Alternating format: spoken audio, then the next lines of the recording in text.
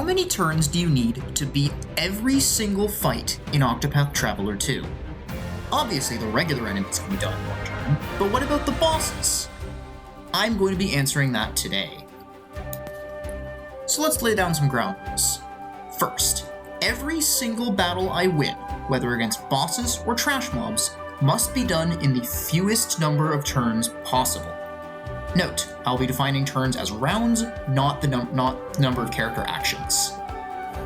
If I ever take longer than the minimum number of turns, I must either run away from the battle or reload my previous save, whichever is easier. Another note, I will not be trying to minimize the number of battles I get into, as that would be a completely different run, and in my opinion, it'd be a much less interesting one. Second, step ahead does count as a turn. So if I want to kill in one turn, I need to kill during the step ahead round. I've seen some people count it as a turn 0, but I think that's a little silly. It's a normal turn after all. Besides, it just ends up turning my 1-turn kills in this video to a 0-turn kill. One thing is that I will not be counting bonus turns like you get from Aelfric's Blessing as a turn, as this bonus round will take place before the next turn starts, and you need to use specific turns to get a bonus turn. Skills to get a bonus turn in the first place. Now, to avoid making things too easy, I will be adding extra restrictions to the run. I will abide by these unless breaking them is absolutely necessary to lower the turn count. First, I will not use any stat boosting nuts.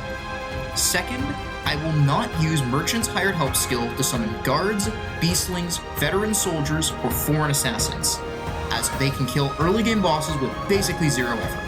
Just watch a speedrun. Third, I will not go above the recommended level for boss fights. I will give myself a bit of leeway on this one, as it's really easy to accidentally break this, especially for your starting character, which is locked into the party, but I will make sure that my damage-dealing characters for all of the boss fights stay under the recommended level. Finally, and most importantly, I will not be relying on any form of randomness whatsoever, so any strategy I make needs to assume the worst case. This includes random turn order, so I need to plan out all of my fights. In case you're thinking, what's the point of adding restrictions if you're letting yourself break them whenever you want? Trust me, I will not be needing to break these very often. Minor spoiler, there will only be 3 bosses where I need to lift any of those 4 restrictions. And there's only 1 where I need to break more than 1 restriction.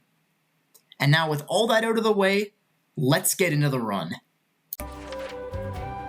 So the only character that works as the starting character for this challenge is Partitio, because we'll only be doing one character's chapter 1. We'll be skipping all the others. If you would be interested in the fewest amount of turns needed for each of the chapter 1s, I could make a continuation video. But honestly, it might be a little interesting, but I don't think it's that interesting.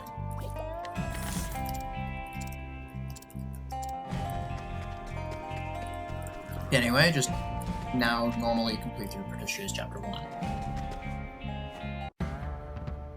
But this chapter is going to be interesting, because I don't have basically any solo, so I have to rely on basically every tool I have available.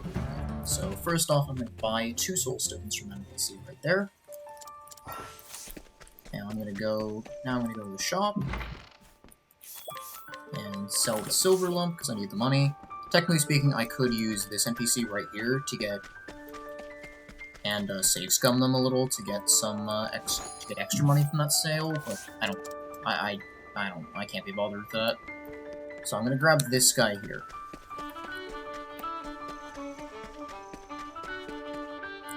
And this guy here is the strongest NPC I can have available to me.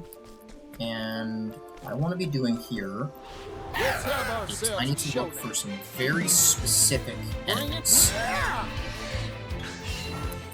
So enemies that aren't the ones I want, I'm going to just break and run away.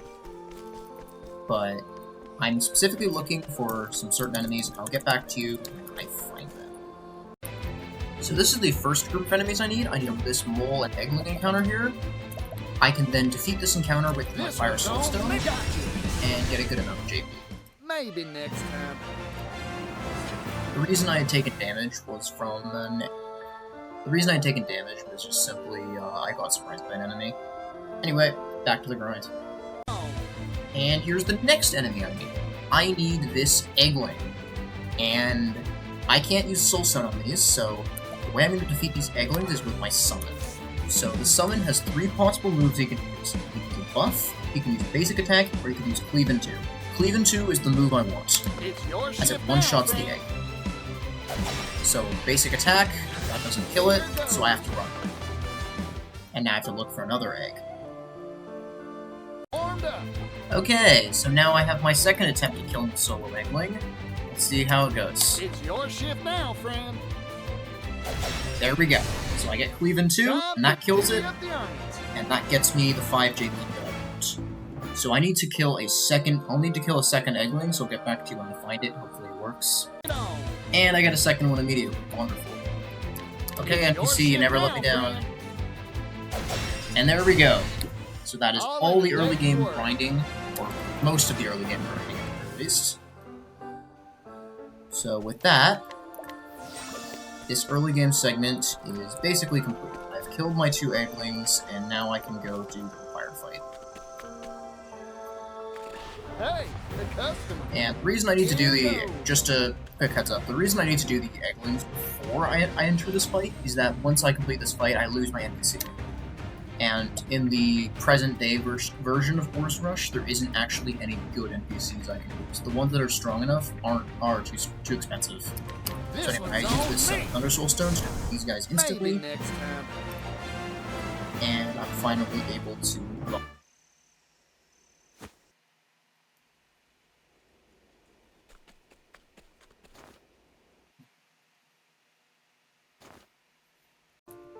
So now before I get to Gifts Mance, I need to kill one more encounter. So this encounter is 2 moles show up outside the Mance, and I'm going to be killing it with my 3rd Soul Stone, which I can pick up from right up here. And this will be exactly as much JP, it'll be the exact amount of JP that I need to progress. Let's have ourselves a showdown. This encounter would be perfect, but the problem is the Eggling doesn't actually die to the Soul Stone move. So I'll get back to you when I find the actual one I want. Now, after way too long, I've finally gotten the encounter I need. So I can kill these 2 moles with the Light Soul Stone, and now finally the JP grind is over. I now have exactly 30 JP, which will let me learn my first skill. And there's only one real choice here. Hired Help. So, Hired Help is gonna be more damage than the Soul Stone, which is really good. Which means I can actually just kill encounters now. The problem is, it costs money. So I need to find encounters that I can kill while not using up too much money. And fortunately, this area has 2 of them. Wait. Also, I can loot chests in this area for extra.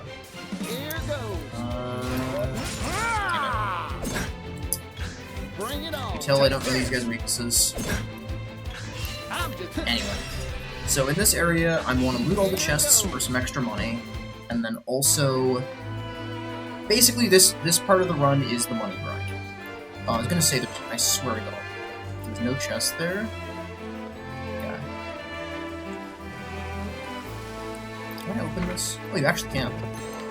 Small sword. Eggling. I gotta run.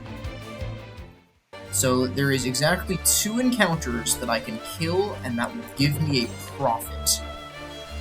With oh, I guess. There are exactly 2 encounters that I can kill with higher health and get a profit. This is one of them. Hired Help Mercenaries, 2 BP. So, for whatever reason, the Hired Man 1 enemy drops like 150 cash each. So, if I just kill... There's an encounter that has 2 of them as well. So if I just kill every encounter that has one of those guys... If I just kill every encounter that has one of those guys, I can grind money. There, friend. Speaking of an encounter that has one of those guys, I can grind money. Let's get to work. Time to divvy up the earnings. So the other thing I can do to get money is I'm gonna go and sell all the items I just got. So, Bronze Shield, you are not gonna be on the issue any longer. Unless I find that this thing sells for nothing. So I can sell the ore for that much. Sell the shield. Okay, the helm is actually, who cares, 40 cash. So now I have 4,200. I need 7,000 because I need to use higher health guards on the boss. So, in theory, I can basically just go and grind those soldiers for as long as I need until I reach that much. You get around 250, 260 per kill, so hopefully it doesn't take that long. So now we're back over the grind, and I have enough money to use hired up guards. I will just be fully upfront with you here. I did not grind this money. I just went with a save editor and cheated it in. The grind just would have taken a bunch of time, mainly just because I was too lazy to actually grind it. I mean, you can go, if you were to do this run yourself, you can just straight up go and grind it. It's not actually that hard, it just takes a bunch of time. I won't be cheating at all for the rest of this playthrough, so yeah, sorry about that, I just want to be honest. But to be honest, cheating actually just literally hurts me here, because I have less JP and less XP than I would normally have anyway, so let's go fight Gif. And you might expect that I can one-shot Gif with hired help. So, hired help, guards for 7k, and that is enough damage to kill Gif, except, he's like, so, Gif cannot die until this cutscene has played. Unfortunately, and basically all of the Chapter 1 bosses are like this. But Gif cannot die until this cutscene is played, so unfortunately... Take this. Yeah. All in a day's work. Unfortunately, this needs to be a 2-turn. And with that, we've gotten out of Chapter 1. Just ignore the cheating. Anyway, so, we've gotten out of Chapter 1 after way too much grinding, and now I can actually play the game. It's wonderful. I'll give updates from this point. So here I'm gonna get myself some money. Oh, sorry. I can hire this. I can hire this guy. I can hire this guy and then go sell the silver ingot that I got from Rock, and that gives me a substantial amount of money, which I can then use to go to Dustin. Damn, I did not remember how that part rips you off that much. Oh my god.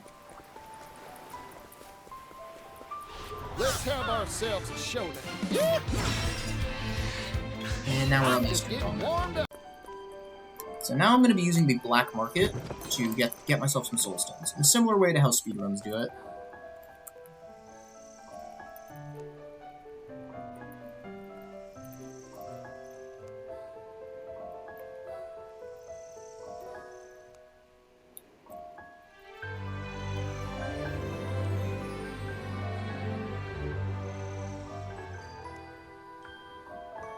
Okay, so now I have clerics.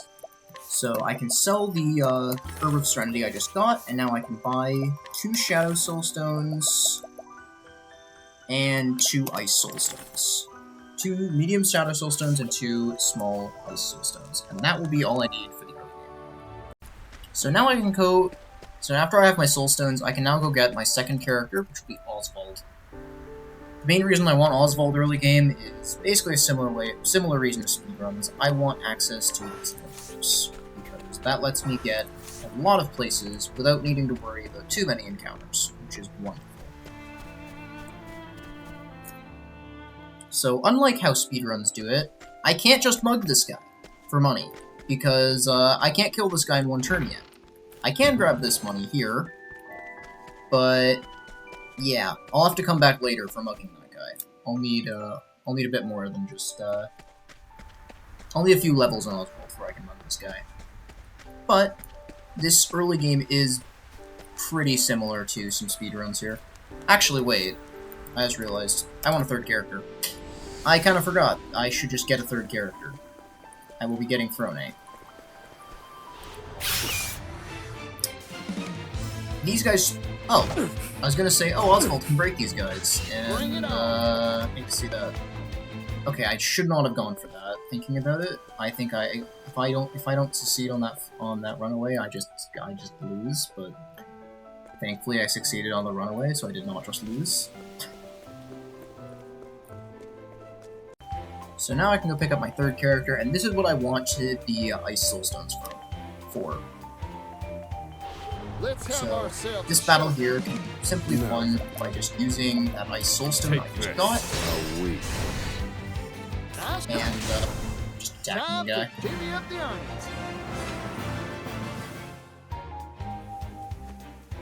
So now we have we now have Frone as our third character, and now we can go get a basic universe.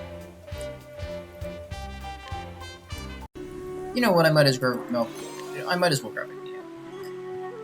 Might as well grab Agnea too. So now we have a full 4-character party. I just realized this is all 4 of the characters that have a path action that lets you steal items from NPCs. So I have Purchase, Mug, Steal, and Entreat, which is a little fun.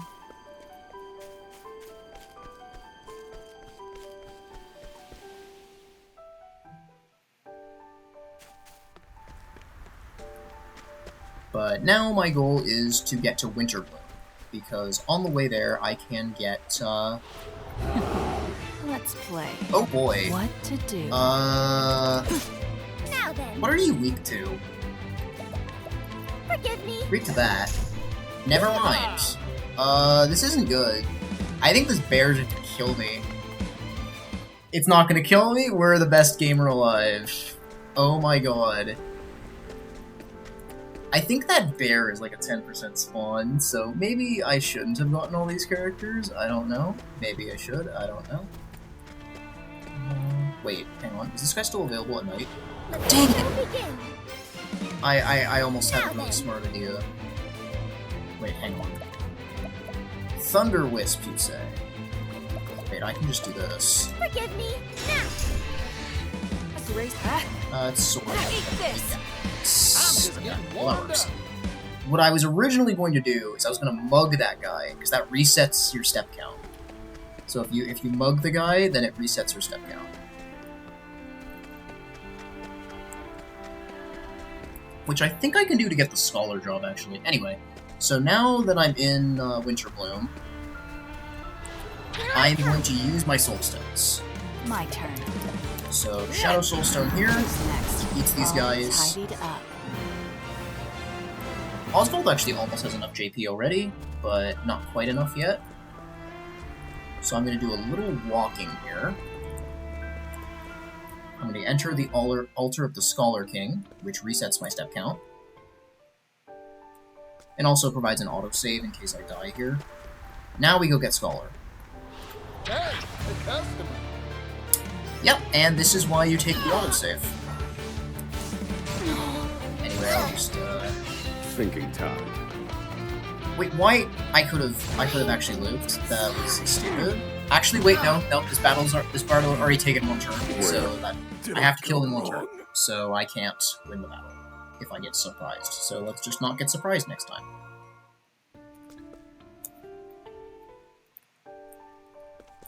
Okay, attempt number 2. Here I come. Time to shine. So we use the second Shadow Soulstone to defeat these Even if I guys. stumble, get back And now we can learn Evasive Maneuvers. So I'm going to learn Elemental Barrage and Advanced Magic, and that gets me Evasive Maneuvers. And while I'm here, I might as well pick up the Scholar job. And just to make sure I make it to the town, I'm going to mug this guy. And I can't win this fight, but I can just run away, and this resets my step count. So I'm going to walk a little, but I can make it all the way to town.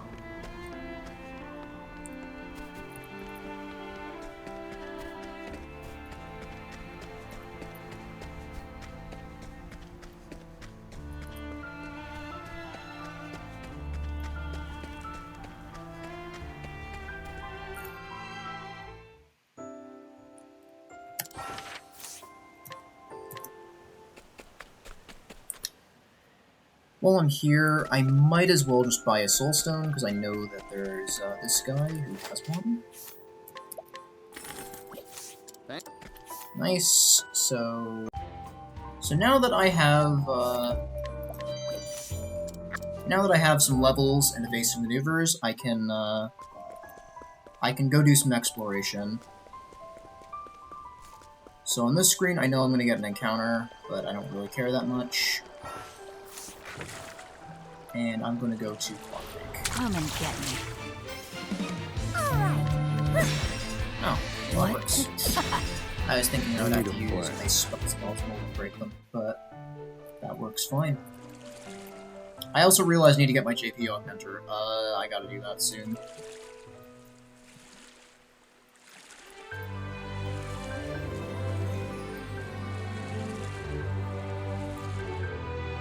So on this screen here, I know there's some money in here, so I'll grab this, and then leave the screen to reset my step count. I guess I could get Veil of Darkness, but I can't see myself using Veil of Darkness in this challenge. I'll get it later if I need it, but I don't think I'll get it, so I'll just save it in one pick.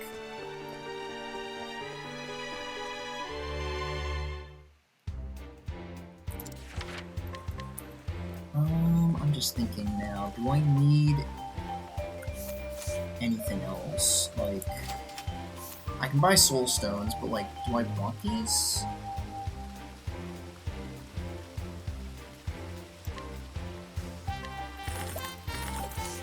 Sure, I'll take these. Anything to make me not have to visit the black market again.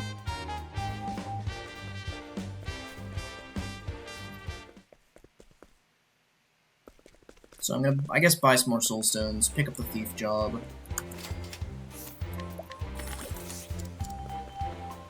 Oh, I think I may have screwed up a little bit, huh? I guess I'll just do this. Yeah.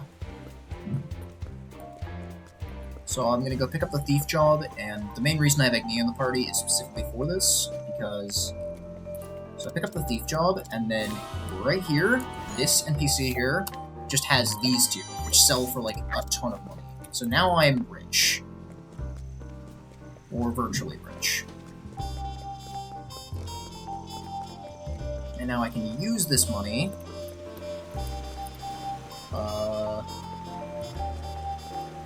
Actually, we'll just wait. But I can use the money to start buying some stuff, which will be good. I could buy more soul stones, but I don't think I'll need them.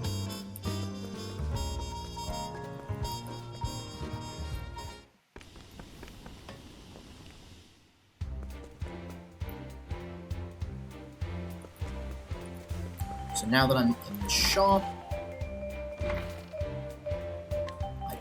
I can now sell these. 30,000. Anyway, now let's go pick up some more. Now let's go Tropu Hopu. Wait, why did I? Oh, wait. But yeah, the reason I wanted to go here is I wanted to get my JP Augmenter. So now I'm going to be getting the JP Augmenter, and the way I'm going to do that is in this level 45 area, the Cavern of Waves, I can ignore the fact that there was a save in the old clock tower there. That was this save file. I wanted to get an item from the old clock tower, but I realized that it actually just isn't really that useful to the run, so I'm not going to bother. But anyway, by saving and reloading my save here, I can reset my step count and walk all the way to the JP Augmenter, which I will equip onto Partitio because he's my starter. I'm going to have him for a while. So now I can go get my next few characters. Oh, before I do that, I need to steal this.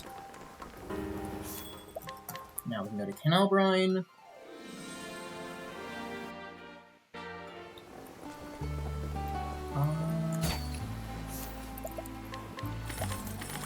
We can fire an Ice Soulstone. I can do that.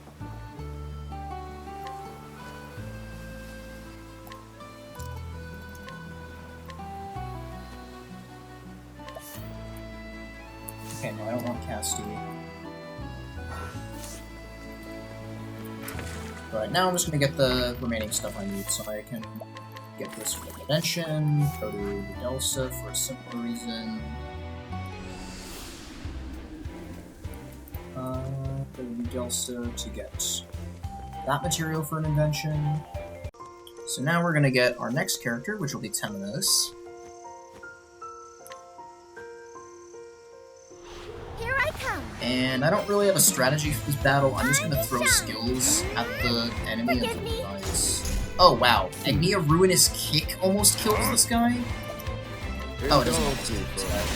This one. Study hard. So, I had HP Thief on Throne too, so I'm sure I had a way of getting a kill.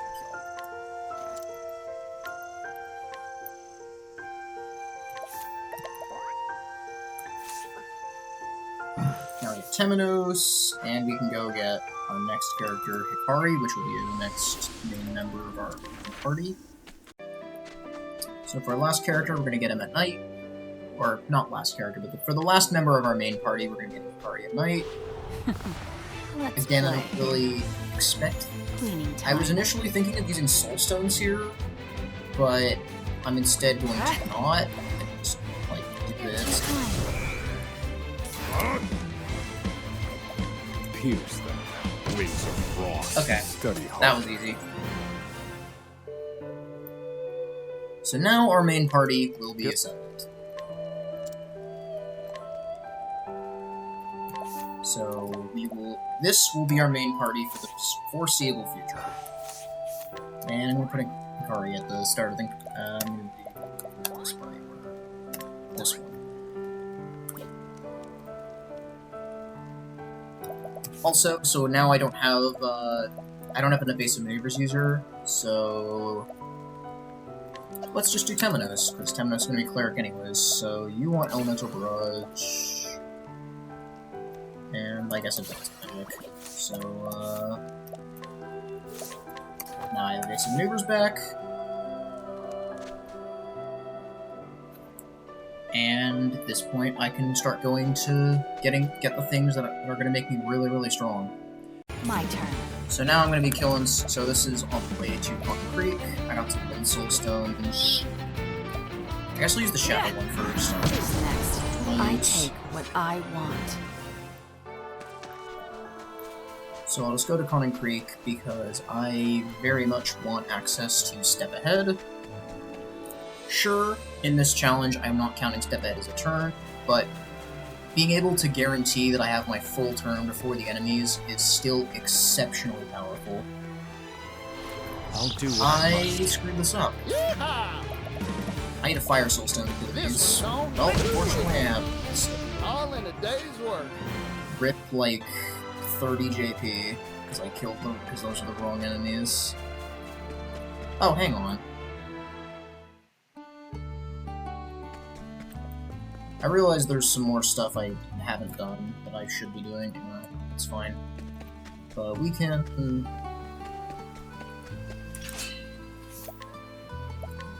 steal a Wind Soulstone out here. Maybe that'll be useful at some point. Do that. And... so now I can finally get Step Ahead. Since I've now gone to Conning Creek. After going to Conning Creek and buying everything I need, I can finally get Step Ahead.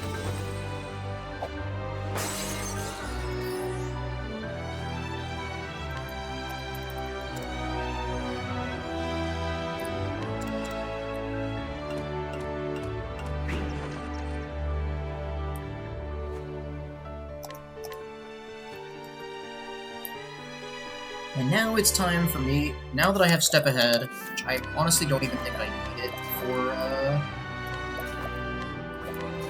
Now that I have Step Ahead, which I don't even think I needed for this strat, let me just show you how to get really powerful. So now I'm going to show you a quick way to get really, really powerful. So, unfortunately, this plan does begin with Black Market, but I have Clerics already. This is wonderful. Anyway, so I want 2. So in order for the strategy to work, all you really need is you need 2 Light Soul Stones. So the next thing you want to do is now you're going to want to go to Tropuhobu.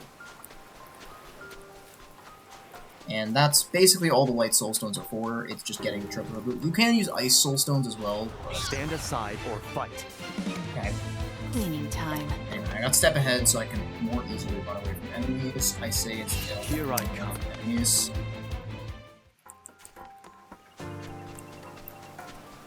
But. So now, Tropuhobu Traverse, you can defeat the enemies here with a simple Light or Ice Soul Stone. And don't worry that I just missed Hunter, I'll be right back. I'll do what I must. Very well. So I use my Light Soul Stone to defeat guys. Fighting is not what I do.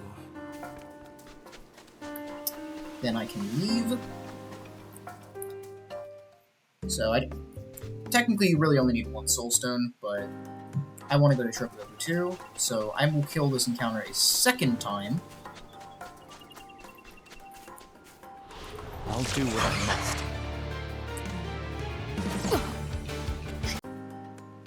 So I now leave Tropuhobu again from the left side.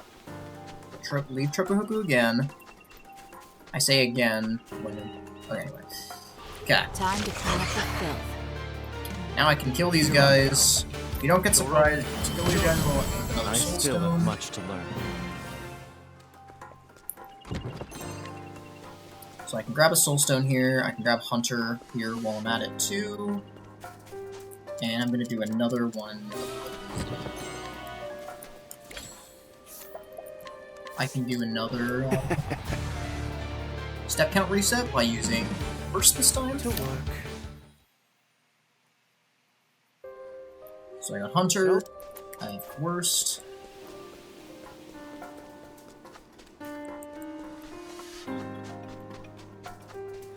And now we're gonna go to Nameless Village. So Nameless Village is unique because it's actually pretty close to the entrance of its area. So if you just sail slowly, your odds of making it to Nameless Village are actually very, very good.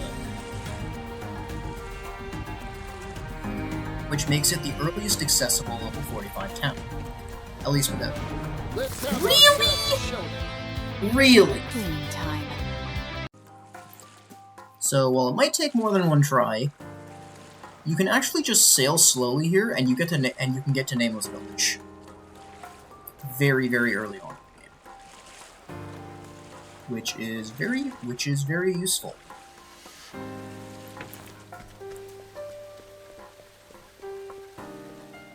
I'm not sure if I got unlucky the first time or if. So, what is the best way to take advantage of getting access to this rope early? Well, the best way to take advantage of it is this.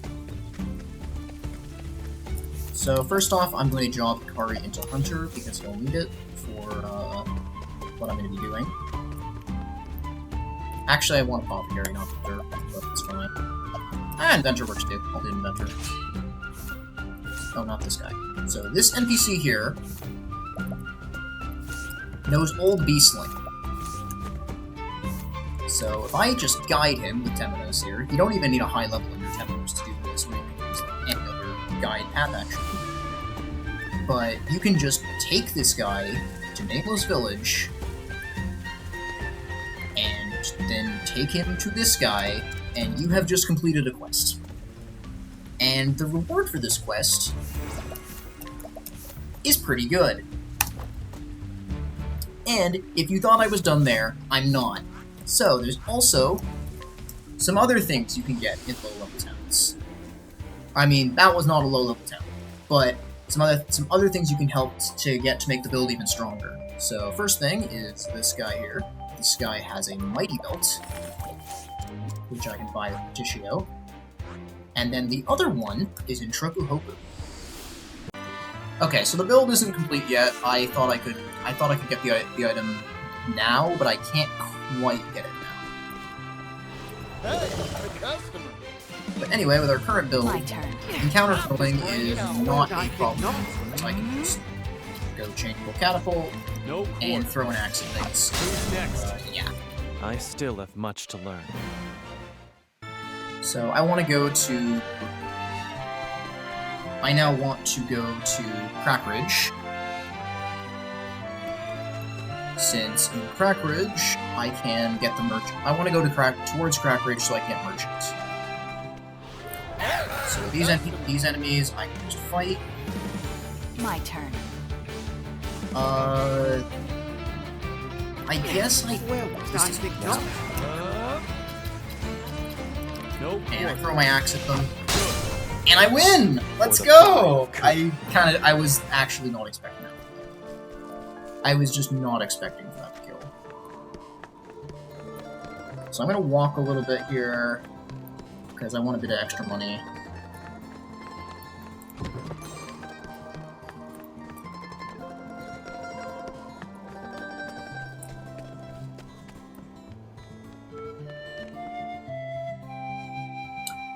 So I can now just go over here and get merchant, just like I normally would. I probably got the encounter around here, so I just I'll might do what I must. cut a little close there. Glad I'm not getting surprised. Bring it on. My No quarter. All these guys being weak to axes is There's no need actually for so flattery. convenient. Not, Little rust. no, I think I still kill. This axe is really strong. So I can get merchant.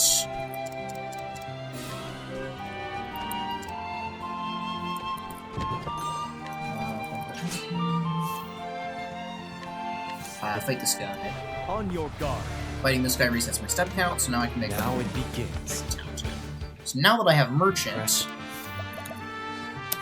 I can now job. What?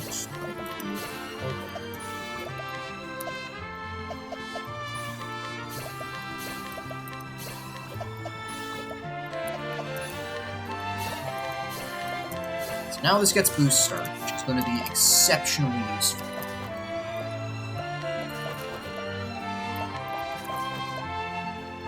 Partitio, you need to punch him up supposed to.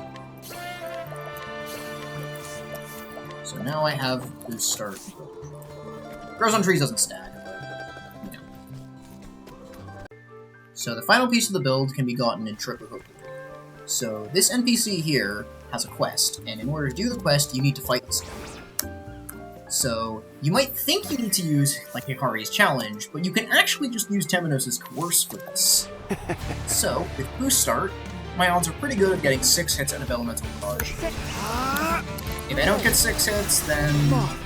Okay, thank you, Temenos, for giving me 6 hits.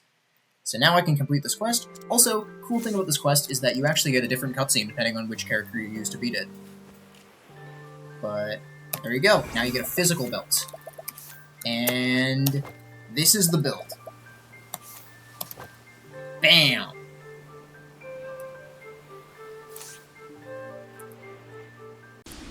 So I can use my Osvald here to finally be able to mug this guy. I like my odds. Let me show you what I've left. Pierce them. Ah, Wings of there we go. Study hard. That was probably pretty close to not killing him, but it worked. Oh, worth. But the other thing I can use Oswald for is in Crackridge.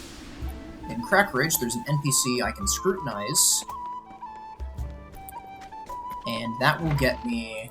So if I scrutinize this guy here, that will get me a large Fire Soul Stone.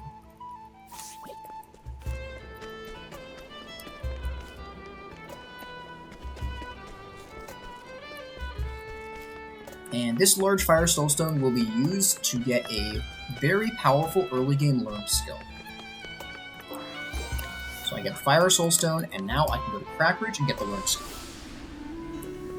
So, which guy has it? I don't actually remember. Is it? No, it's not you. I think it's you? No, not you. It's not you either. Who has it? So, now that I have my Fire Soul Stone, I can challenge this guy in Winterbloom. On your guard. And this guy in Winterbloom Here I has the Chop Wood learned skill. And he dies to a single Fire Soul Stone, a single large I Fire still Soul have Stone. much to Light Soul Stone will also work here, but the Fire one is what I was decided here for. I look for This skill is deceptively good, and you'll see it in action on when I go to fight my first boss. So I can use Osvald here to get some more money. So this guy here is a stimulating. This guy has a dazzling artwork. And feed him Take Soul this. Stone. How weak. I've seen worse methods. So I'm gonna get some more money. So this company president here has a gold pocket watch, which we can get by using another Soul Stone. Take this. You're finished. Study harder.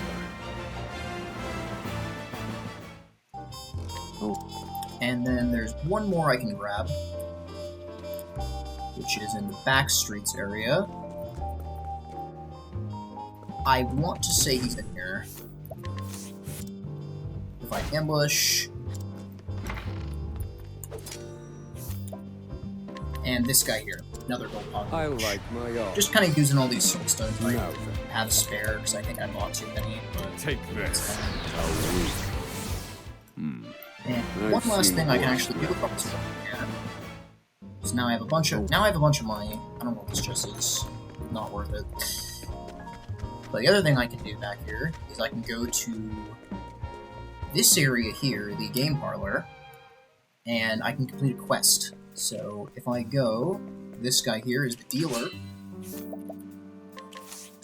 and I can learn the truth of the game parlor, and I can then then I can help this guy quit his gambling addiction by teaching him that the games are in fact rigged.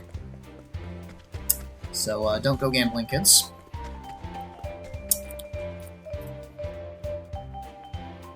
And this gives us the victory ring, which won't be useful now, but it will be useful later. This item has less attack, gives less attack, but raises my physical attack at the start of the battle, which is going to be really, really useful. Now with all the money that I have, I can sell it. All the money items I have, I can sell them all. Nope. And you can do some quick math there. That is enough money to buy a boat, and I will be doing that. This guy here gives me 25% off all my purchases, or not 25, 20% off all my purchases, which includes the boat. So I now have enough money for a boat.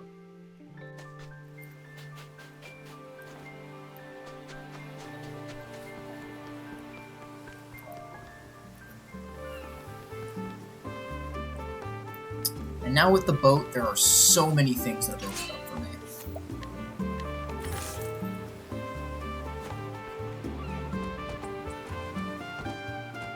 Including a lot of money, which I'm going to be getting real quick. Let's go with my classic. Is this what No, that's not what I want. Let's go blue tri. So the early boat has given me quite a lot of items that I can use. So I'm going to get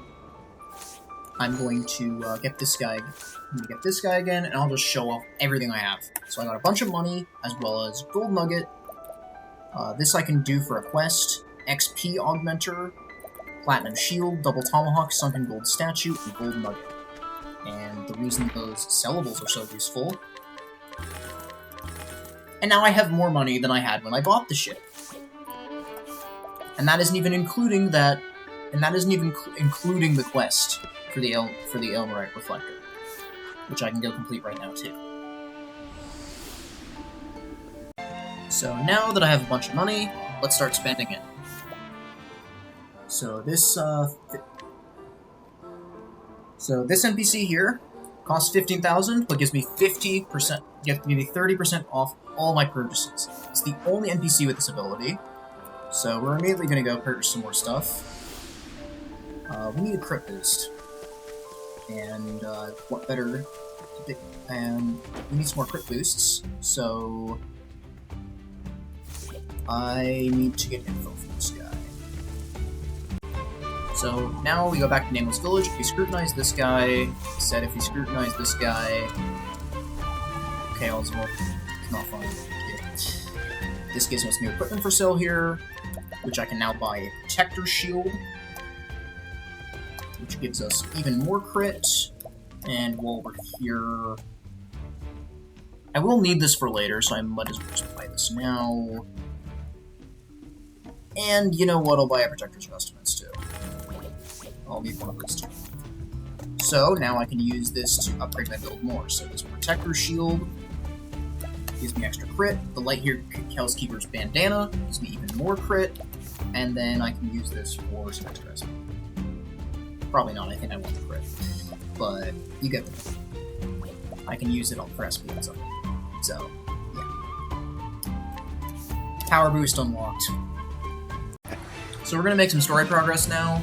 This is Temenos Chapter 2. Very well. Unfortunately, for this course, you can do it in one turn if you hit 7 times at this. So, Very good. oh my god, Temenos did it! It only took 6 tries! Thank you, Temenos. So now we can actually move on to the boss. Servant of Vide. Cleaning time. Okay, so this will be an introduction. So this is our first real boss. This is Vados. This is kind of the introduction to how we're going to be doing bosses Watch me. from this point. So, My turn. breaking. Here. I owe you. This turn is late. Prepare yourself. So the main strategy I'm going to be using is to use Hikari's Hienka to basically delay his action. So I can make sure he takes his action later in the turn, once everything is already set up. So now all my debuffs are set up. Now it's time to use Chop Wood and kill him. I still have much to learn. And there we go. That was Vados. You won't swat me. Okay, so this is our next boss. This is Lamani. Cleaning time. As swift as a snake. So I'm going to be You're using open. Harbor Corrosive. My turn. Here. I appreciate it, Pronoun. I got you now. Critical Scope. Now what? Yenka. Max Boost. Attacks to break. I'll end this. And then Chop Wood to kill. For the pride of Ku. Okay, so now it's time to do Ochette Chapter, 2 Cateracta Route, and this one's just some stuff. Not a particularly complicated chapter. You could use beasts for that, but you need a pretty strong one for it. So, yeah. So our next boss is going to be Bandolam, and Bandolam must be fought during the day, which means I'm going to need a bit more firepower. And the best way to get that is by going to Gravel. So that's where I'm going to be heading next. Alright, I need to... I'll do what I must. To work. I think not. Hikari can very, very easily, but this We will through my foes. For the pride of Ku.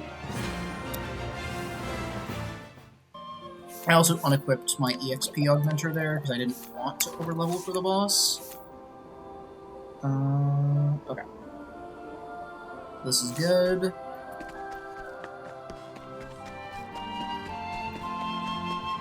So now, on the way to Gravel, there is one particular item I'm going to grab here. You might be thinking I'm going here for, like, Arms Master stuff, but I'm actually not. I'm actually going to run. I'm going to run for this part. So hopefully I don't get caught by surprise. Nice! My turn, not this time. So the way I'm going to deal with these guys is by using Cassti's Compound. Oh.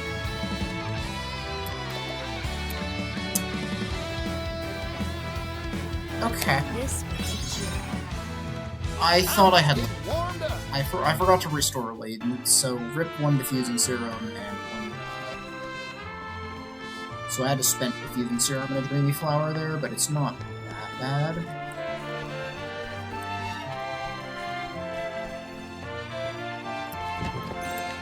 So now I have the Star Splitter. This is a pretty powerful sword that also boosts crit. I have to... yeah, I will.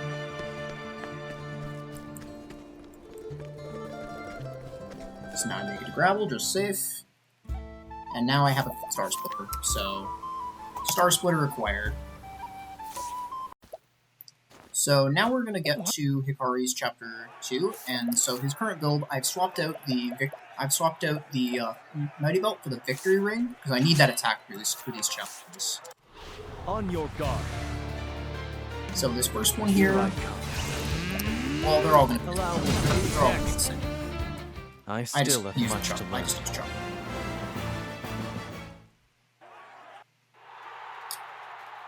Don't want to learn that one, I have Sweep and Cleave already. Although, I just realized I have enough JP.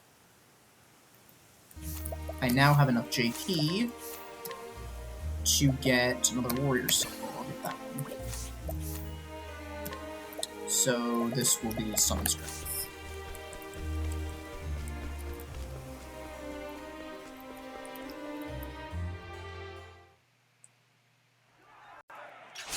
Okay, so the second fight's against 3 guys. On your guard. Not particularly difficult, I just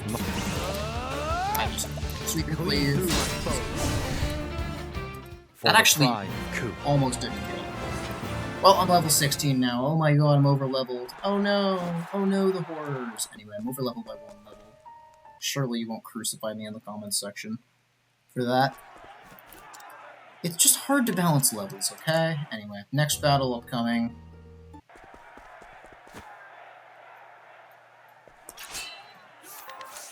I assume this guy dies to this.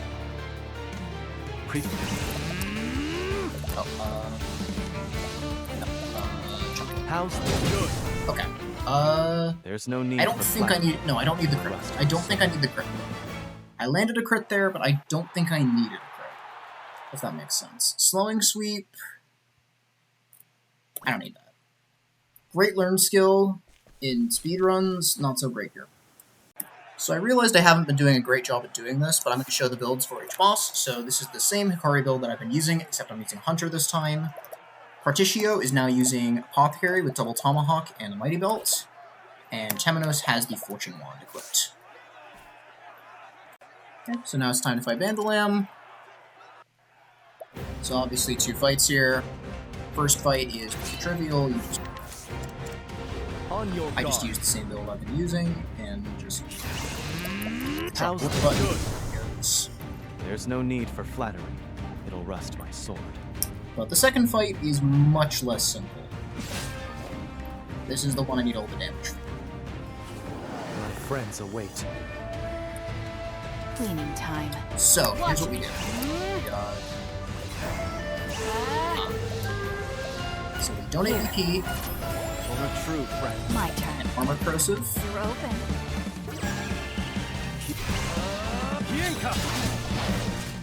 Oh dear. Even without the armor corrosive there, I still have damage. So Temenos breaks. Ideally, I don't break Temenos there, but it's fine. Partitio can max boost this. That would be half the damage. Even with all those damage being lower, this is always Next. I still have much to learn. that damage is a lot closer than it looks like.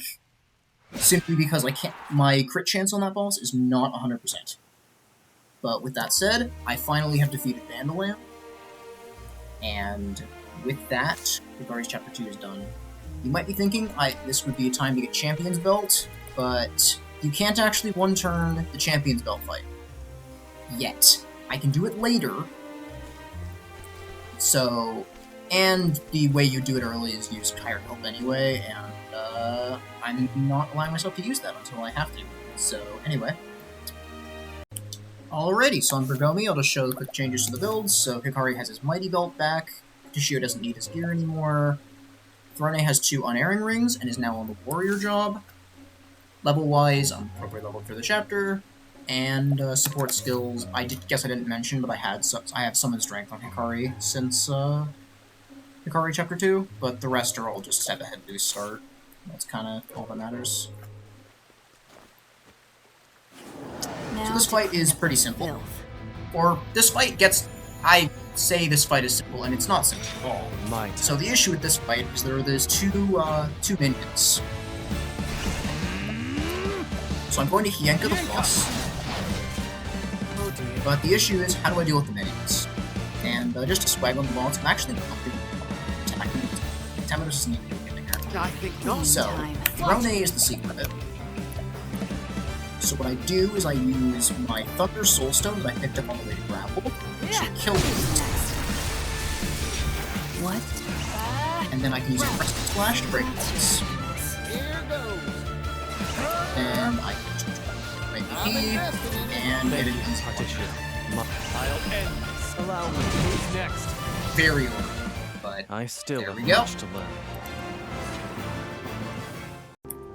Next boss is Sandlion. We're back to the Victory Ring build because we aren't having Throning in the party, but the damage, my damage should be good enough that I don't think it really matters all that much. And just for the heck of it, I'm not going to even bother having Castti with Step Ahead because my damage is really good right now. I'll send you back to your nest. Bring it on. So, Shio beats Hikari. I'm investing in you. Okay, well, Very good. so I get a break. Ideally, you wouldn't actually have a break with Hikari's turn. But that, if I didn't have the break, that would do half as much damage. But it doesn't matter. Allow me. Who's next? So like 6k times 2, so that's like 13k from that, and 8k from that, and that's rounding down, and that's still enough to kill the boss. I could have also added critical scope for a little bit more damage there, because I don't think my crits are quite guaranteed yet, but anyway, easy fight. Next up is Partitio Chapter 2. I suggest So the first main fight of this chapter is just these guys. Here go. Bring it on. We go down very easily. Just sweeping. There's no need for flattery. So next boss is Garnet. Here are the builds. Same equipment as last time. Actually, hang on. Victory Ring, Mighty Belt. Same strat as last time, except this time I'm actually going to be trying to go for a collect.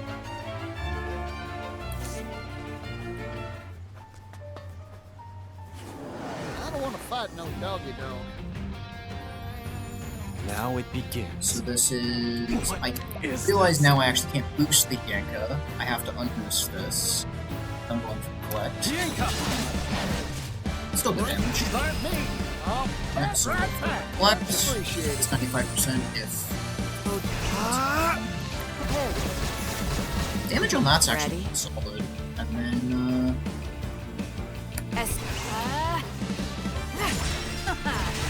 My turn. and now donate. Here. We should've... No. I'll end And see you. for the pro.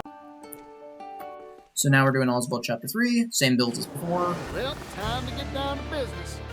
And for Clarissa, there's really only two things I can do. I'm investing in you. Thank you, Partitio. Now.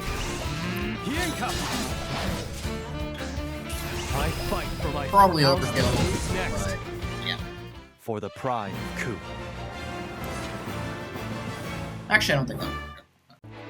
Alrighty, so we're about to fight Stenvar. So Hikari build, again, pretty similar thing. We just got Mighty Belt this time. Rune build, we're using the Warrior strat again, with airing stuff. Osvald has Thief, which is important. So this is another fight that has minions. What a waste So of hopefully time. Hikari can go first, so I can actually show off the strat correctly. Perfect! Hey, it's almost like speaking My to turn. So, Hienka does around 6k damage. So I'm using a similar strat to Stenvar this time. So, from what I used on the it's a soul stick. That's your weakness. So Osvald needs to be You thief, won't so be I can use corrosive.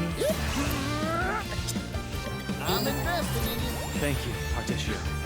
I fight for my friends. And chop Allow for me. the Who's next? For the pride. Another thing I can do to take advantage of the early Nameless Village trip is I can walk here and go slowly, and I can go over all the way over here. And over here, this chest is a mental belt, which I'll be using for my next chapter. For Plukk, I need a little bit more firepower, so I'm going to first buy an Ancient Circlet here. So for Temenos. And I also went to the... Oh. I gotta actually get the Arms Master job. But I went to the Seat of the Water Sprite down here. Oh, you can't really summon that. Seat of the Water Sprite right here. To pick up the Rusty Staff.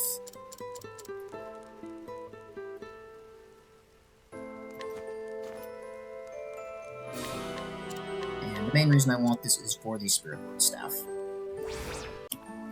So I did a test fight against Plukk, and it turns out that I didn't have close enough damage. So this leaves me in an interesting spot. Basically, I have three options. I either use Hired Help, which I really don't want to do, I use Peak Performance, which I probably don't want to do, or I have to use a few Soul Stones. So, unfortunately, I think I have to go... I think the Soul Stones is probably the lesser of the evils, so I'm gonna go with the Soul Stones. So I can entreat one there with Agnea, and then I can get some more from an NPC in the library here. Is it this guy? It is this guy. Wonderful. And there's we go. Now we have the Soul Stones I need for, I think, basically the rest of the run. So I have what I need for Plukk as well as for other stuff. Also, in addition to the Soul Stones, I also need some form of weapon that will increase the damage of one element. So there's a few options for this. I could get the Thunder Mace in the Lair of the Usurper, which would be more level appropriate. But instead I'm going to walk into Southern Kusan's and grab, I don't even know if it's Southern, I think it's Eastern, but it doesn't really matter. So Eastern Kusan's and grab the Fire Starter. As I think I'll need this weapon. I think I'll be using the weapon for something else later. But with that, I should have everything I need to take on Plukk. Alrighty, so now it's time for Plukk.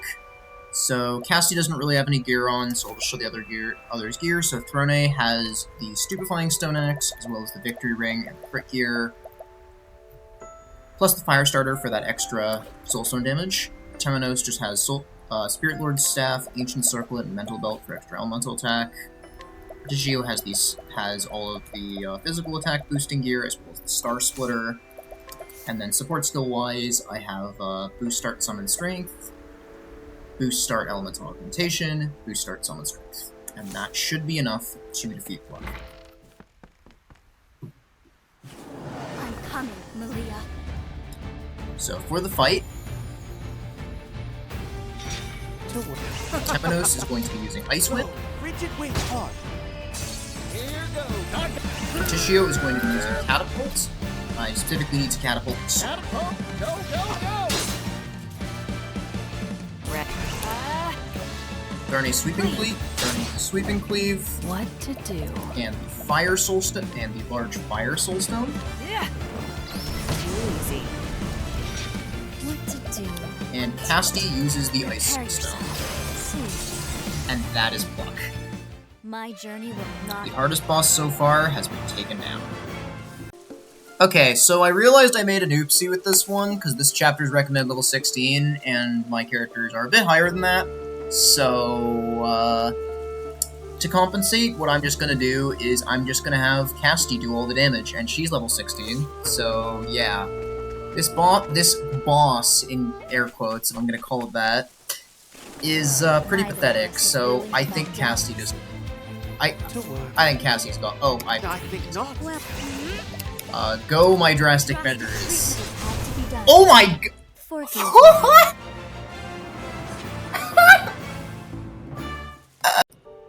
So, I'll give an update on the General Rou fight. My original strategy was to use Hienka, and then follow that up with a Soul Stone for the instant kill.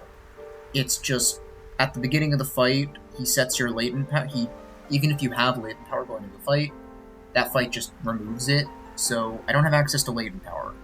So I had to come up with a new plan. And that new plan involves using Evil Ward on Partitio. I'm just going to step ahead on my characters real quick. So it involves using Partitio's Evil Ward to go to Stormhail.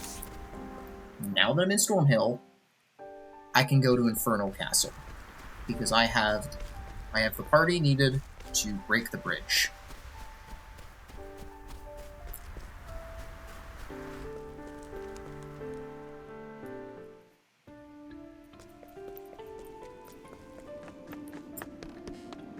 And beneath the wall, I thought in the Infernal Castle I'd be able to just make it to the item easy peasy, but it turns out this item is way further from the start than I thought. Let's have ourselves a showdown. So, but since I have Evil Ward, my odds of running away are actually pretty good here.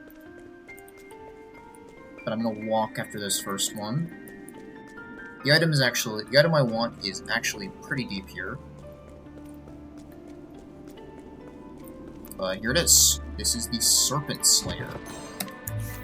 It is a sword with 420 attack, minus 75 accuracy, plus 150 critical. The accuracy and the critical minuses do not matter, because I have a Blessing in Disguise. I already looted the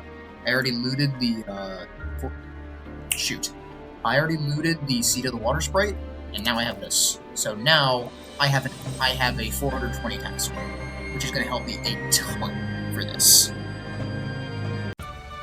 However, that is not the only piece of the puzzle. It is one of three. The second piece of the puzzle is this NPC right here.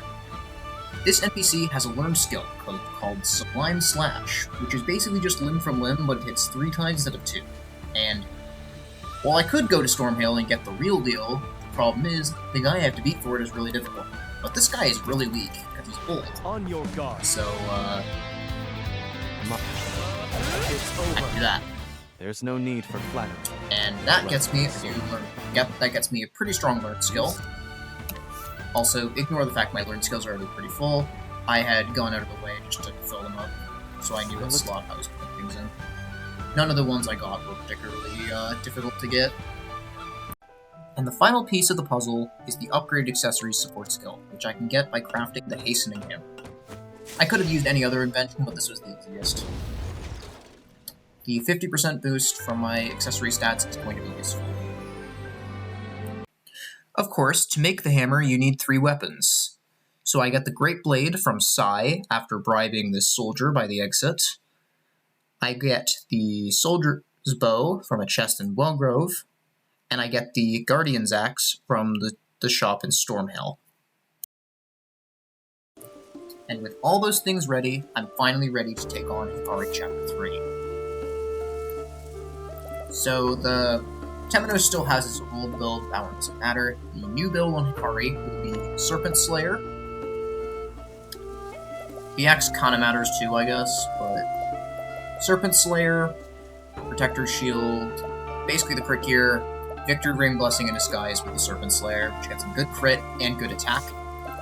And then support skills, Step Ahead, Summon Strength, Boost Start, and Upgrade Accessories. I will like to bring to the attention the fact that Upgrade Accessories is literally just giving me 10 stat points. But those 10 stat points are exactly the difference between always killing him and coming just short of always killing him. Or not always, or being unfavored to kill. But before killing Rou, Do what I must. we need to take on another fight. And that is this one. So I can sweep and cleave. Oh, For the well, that's pride easy. of Ku. Temenos was there as a backup.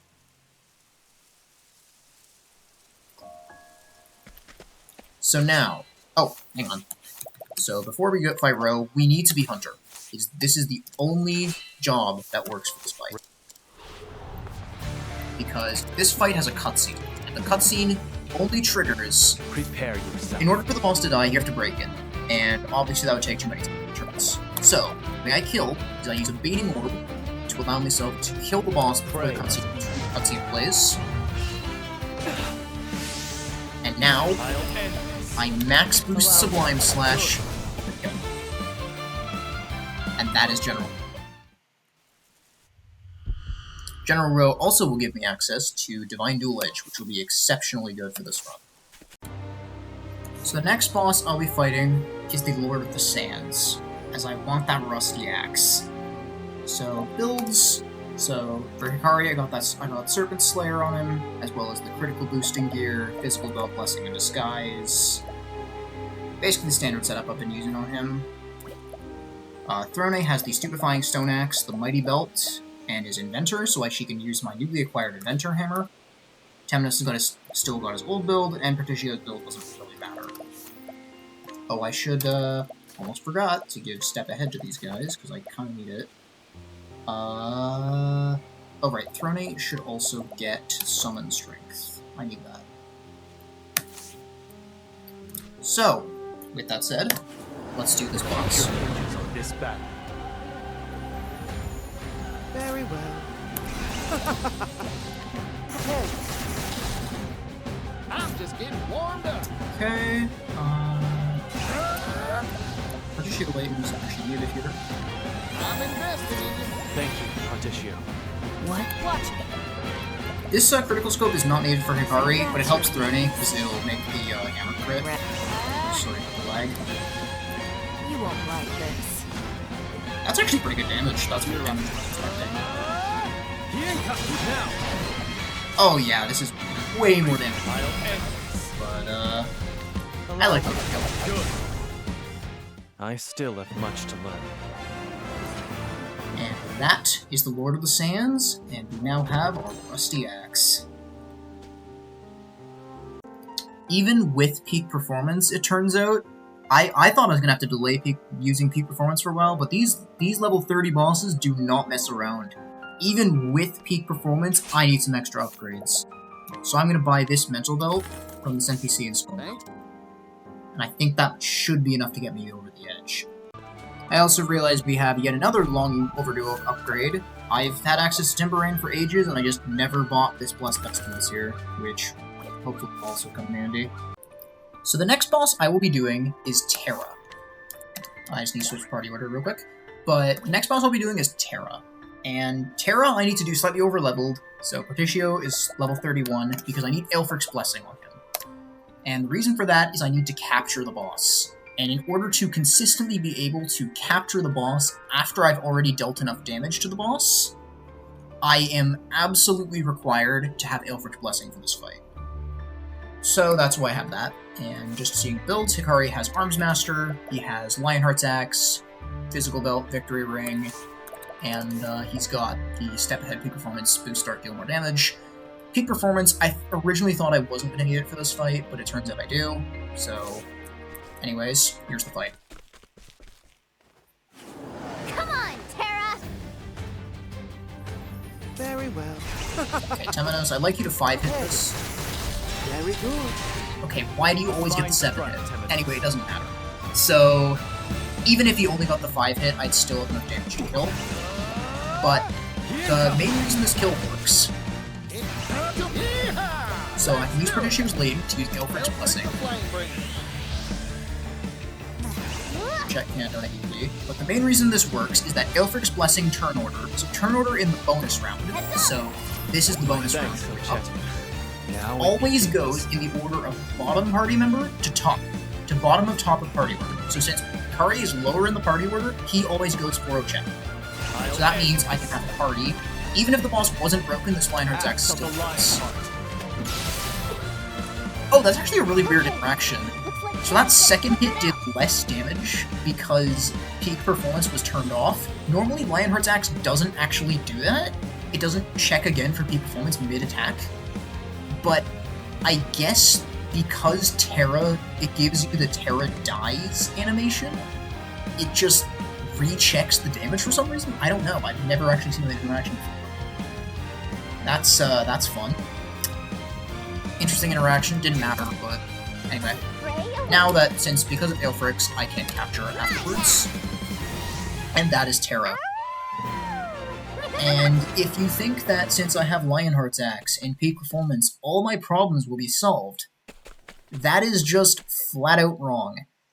Basically, every boss from this point onward is going to have some sort of complication that makes my life difficult. So get ready for that. I'm going to have to do a lot of stuff on these next few bosses. So the next boss we're going to be dealing with will be Father. So build-wise, got Lionheart's Axe, Physical Belt, Mighty Belt, Star Splitter, Hikari, and Temenos has Spirit Lord Staff, Ancient Circlet, Blessed Vestments, 2 Mental Belts, and then support skills on these two. So Step Ahead Peak Performance, Booster, do more damage, Step Ahead Peak Performance, Upgrade Accessories Booster. So, I'm also using Hunter Throne, which is very important. Because Father is an annoying boss for this run. Prepare yourself. So the issue with Father is that basically I'm investing in you. the issue with Father is that he has a cutscene, and in order to remove the cutscene, I need to use evading, or in order to kill the boss without seeing the cutscene. Father. Fortunately, Temenos can actually deal pretty respectable damage with Elemental Barrage, Eat this! Cleaning time.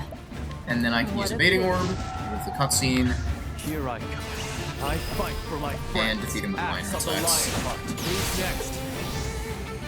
There's no need for flattery. It'll So I've been looking at the strats that I'll need to do for the upcoming bosses, and it turns out I'll need a lot of JP to pull off. And the best way to farm JP is with Arrow of Fortune. But to use Arrow of Fortune, I need a bow. So, the best bow I can get my hands on at this point in the game is the Exercising Bow. So, I will buy it. Best way to farm JP using Arrow of Fortune is to give Agnea Merchant and a bunch of good physical gear, and then just use your latent with Arrow of Fortune Sorry. for an easy win. I wasn't expecting that. So after using the Arrow of Fortune trick to get it to that Arrow of Fortune trick, I used it in the Sunken Maw to get a few levels, and I didn't show the grinding because I just think it's a waste of time. It's not really too interesting to watch, but just keep in mind that whenever I did run into a battle and I couldn't kill it in one turn, I did win. But it's not like the random battles are particularly difficult, so it's not like particularly interesting. So, for my next boss, I actually need an item called a Beast Liver. And the way I get it is from this goat here. Or at least that's one of the things I can get. Here goes. So, I'm just going to use Partitio as a hunter here to Mercy Strike it, Here we go.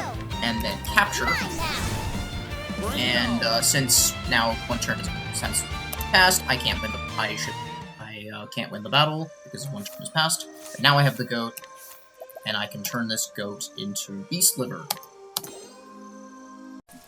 Alrighty, so the next boss I'll be fighting is going to be Mother.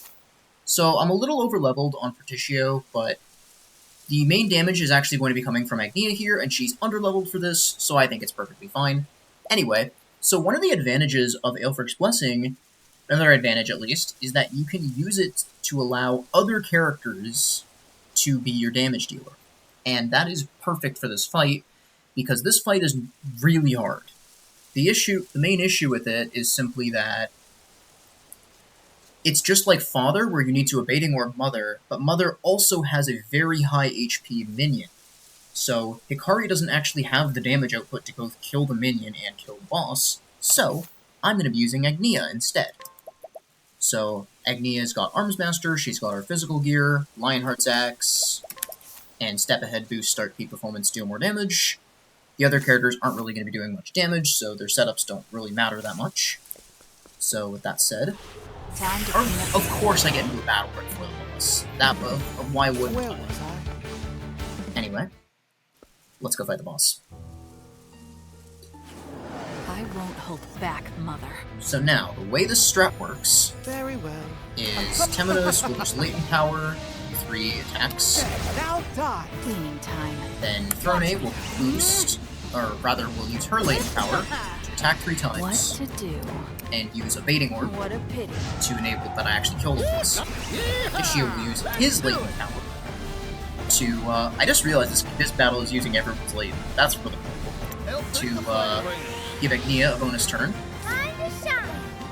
And then Agnea will use that beast liver I just got to give herself a VP, as well as raise her accuracy and crit.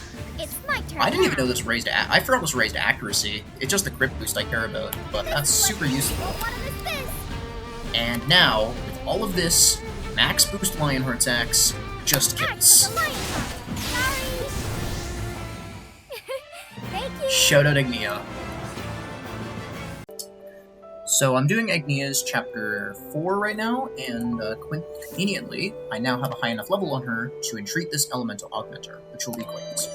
Actually, I can just equip it right now, because Temenos benefits from this. Bam! So now we're coming up on the Veronica fight. So we've swapped out Throne for Hikari this time. We're going back to the Hikari DPS strat. Same gear that we've had for the previous, so Star Splitter, Lionheart's Axe, the crit boost your Victory Ring, Physical Belt. Temenos has his new Elemental Augmenter, which is going to be useful, and the rest doesn't really matter. Hikari's going to stay here. Anyway, time for Veronica. Wait for me, Lila. Here goes. So donate BP to Hikari. I'm investing in you. For a true friend. Hey, is that the spot? My turn. Elemental Barrage. To boost Yenka. Now then. Yeah. Agnea can break. Now, I fight for my friends. And Axe Lionheart's of the Axe. Lionheart. Who's Kill. next? There's no need. So the next boss will be Thurston. Thurston is one of those bosses that you think is going to be really annoying, but it turns out he's actually not that bad. Like, he's genuinely easier. He's easier than Mother and honestly even Veronica. So, because part of the reason is that I can actually use my best team. So this is the team we'll be using. Temenos Merchant. Hikari has the full normal build, so no need for Victory Ring this time around except for Throne. Support skills aren't really that important here. So, apart from Hikari's, but you already know what those are. It's the same old.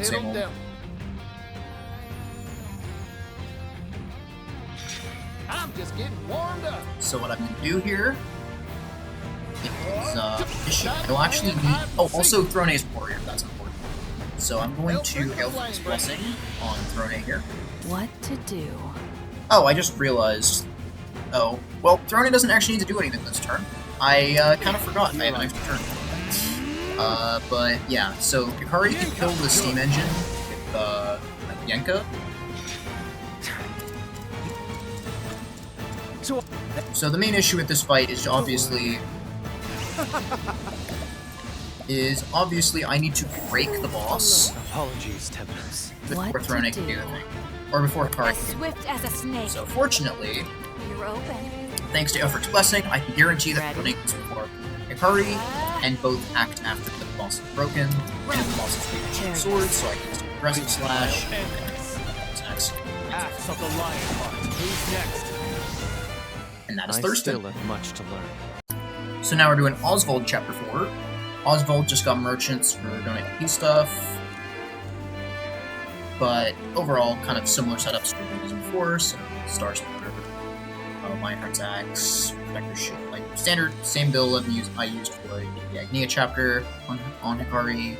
Temenos has, again, same build. Osvald has nothing than support skills, step ahead peak performance, boost 13 damage, step ahead peak performance, upgrade accessories, boost. But before I fight the boss, I have to fight these guys. I'll accept only victory. And this fight is pretty easy. I'm just getting ready to Just have Hikari use Divine Twitch. Where was I? I'm shocked this guy lived, but Temenos can just Flames burn bright. That's how it's done. Oh, goodness. What a tantrum that I'm was. actually insanely shocked that it lived. Anyway, now we do the actual boss. Rita. Now it begins. So, Yenka, Yenka! so 14k damage, Prepare. Elemental Barrage, a bit Leave more the rest damage. to me, Temenos. Tishio, I'm gonna kind of wait, quote unquote, waste his actions, because normally I would be breaking with him, Take it. but Temenos got really lucky to break that Elemental Barrage. So then, just Here. For a true friend. Yeah, I'll and like, one more Lionheart's Axe, this the boss is lion. Who's next? So the next boss I'll be doing is Temenos Chapter, Chapter 3 Stormhail route. So, shouldn't be too bad. It's basically just Grieving Golem, except I can use my best party, so basically a cakewalk. Same build as last time, so Lionheart's Axe, Star Splitter, you get the drill. Let's do it.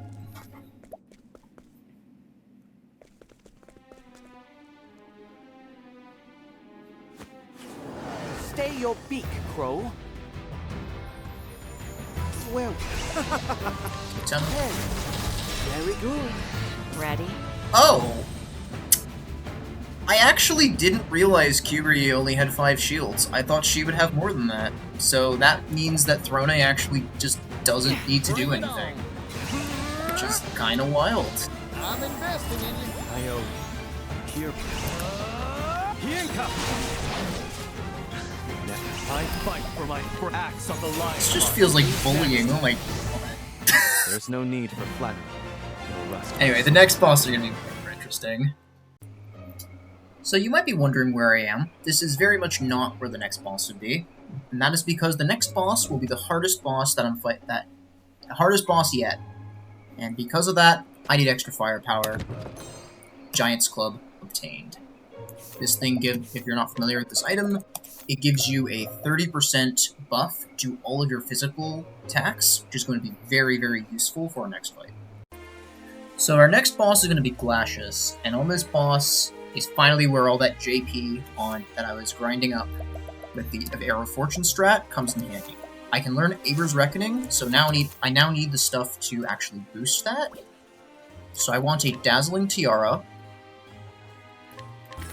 Swift Shield, and I need to go to the Wellgrove Department Store for my final item.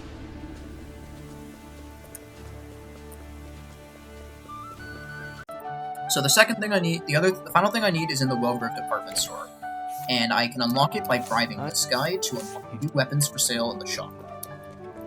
So with new weapons for sale, I can now buy an Assassin's Dagger, which not only has great attack, but also boosts speed. And with that, I can finally make Aver's setup for Throne. So first off, I need to give her Arms Master, but I can go with the Assassin's Dagger, Giant's Club, Swift Shield, Dazzling Tiara, and hang on, this year you're not supposed to have that one. Protector's Vestments. And then, hang on, Hikari, you have all my stuff. Just that. Mighty Belt, Physical Belt, and this is the Aver's Belt. Before I even get to Glacius, I need to fight this guy. Fortunately, there isn't a strat that one turns Here we this, because if there was, I would probably get a really, really strong beast. But this guy has 6,000 health, so that... I mean, I could be proven wrong, but no non-boss is going to do 6k. You need a boss to do 6k.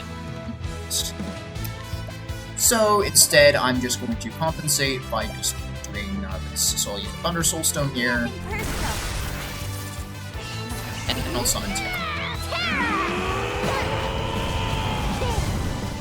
And that gets the job done just fine. I'm hungry. So now it is time for Glacius, and I have a pretty interesting setup here. So, the issue with Glacius is that she just...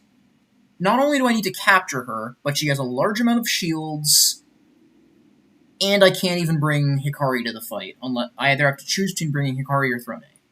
So, the solution I came up with is that I can just avoid breaking the boss. I have to kill the boss without breaking.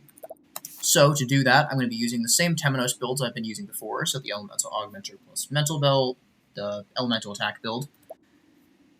For Ochette, I have both of the fire potency weapons I've picked up. So the Scorch Bone Spear I grabbed alongside the Lionheart's Axe. I just didn't really see the need to show it, but Firestarter I did show.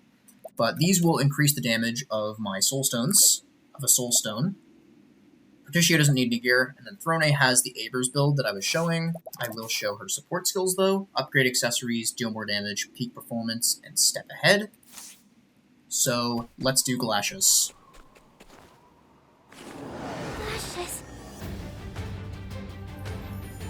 My turn. Now, the way the strat works, Throne will latent power, use a Pomegranate M on herself, and then use Aber's. And that's basically the exact amount of damage I expect that to be. So I can then use Aelfric's Blessing on Ochette, so that she can get ready to capture. Then I use a large Fire Soul Stone. And with Temenos, I use an Elemental Rush. And that is just barely enough to weaken Glacius enough for the capture.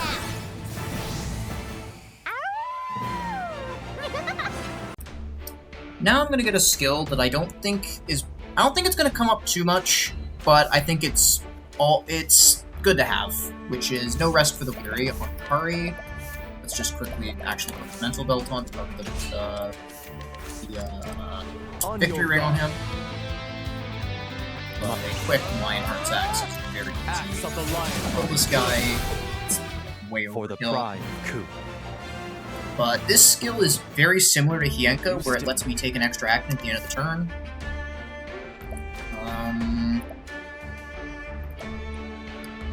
Honestly, I don't need mining either, but like... You know what? Sublime Slash I don't need anymore, so... See you, Sublime Slash. You served me well. Literally, by the way, literally the only reason I picked up that skill is just so that I can do this battle and then the boss without having to go back and get Hienka again. But anyway, so for this fight, I'm just going to be using the same build. I'm not even actually going to bother using my Giant's Club, because I just don't think I need it to win. Well, time to get down to business. My turn. I realize I should probably be into the game, huh? Anyway, I don't really think I should do much. I don't even have... I can use Overlay with this guy, I guess, for sure. Bring it on. I'm invested in Donate me My PP, true friend, here I come. then I can use No Rest for the Weary, Allow me. and then a max for my boost friends. to enough to For win. the pride, coup. And then there's this battle. This is the only battle in this entire challenge that I will take longer than 2 turns to defeat. At least, in this video. There will be other bosses, but those won't be in this video. But this really doesn't count to me, because Time to try. it's literally past Hikari doing this battle. Like, I literally can't speed this up if I try. This is a 5 turn, so attack, attack, defend, but wild cut again. But I have a good teacher. this really doesn't count that much. But yeah, I mean, that's that battle. So, yeah. So now we're up to the very last boss before I start doing final chapters. This is Raimei, and the thing about Raimei is that she's actually similar. She's actually more annoying than I thought she would be, because while her minions respond, you can't break her weaknesses, or at least you can't hit them. So I have to kind of get around that. So build-wise, I got, again, same build with Hikari. No Giants Club. I ideally wouldn't want to use the Giants Club for anything back at this point in the run, but but Glacius is too tough. You just need Giants Club for Glacius, and that's the only time you need it up to this point. After this point, of course, I'm going to go willy-nilly on the Giants Club. I'm using the Giants Club all the time. But anyway, and then Throne has the Abers build, though she doesn't have the much in the ways of physical attack. Because I'm using all the physical attack stuff on Hikari, so I gave her Summon Strength for a little bit more, deal more damage, peak performance, step ahead. Then step ahead, peak performance, boost start, deal more damage. So now it's time for Raimei.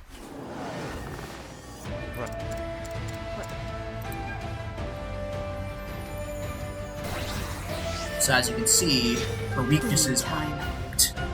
So what I'm going to do here, I'm going to use a pomegranate for herself.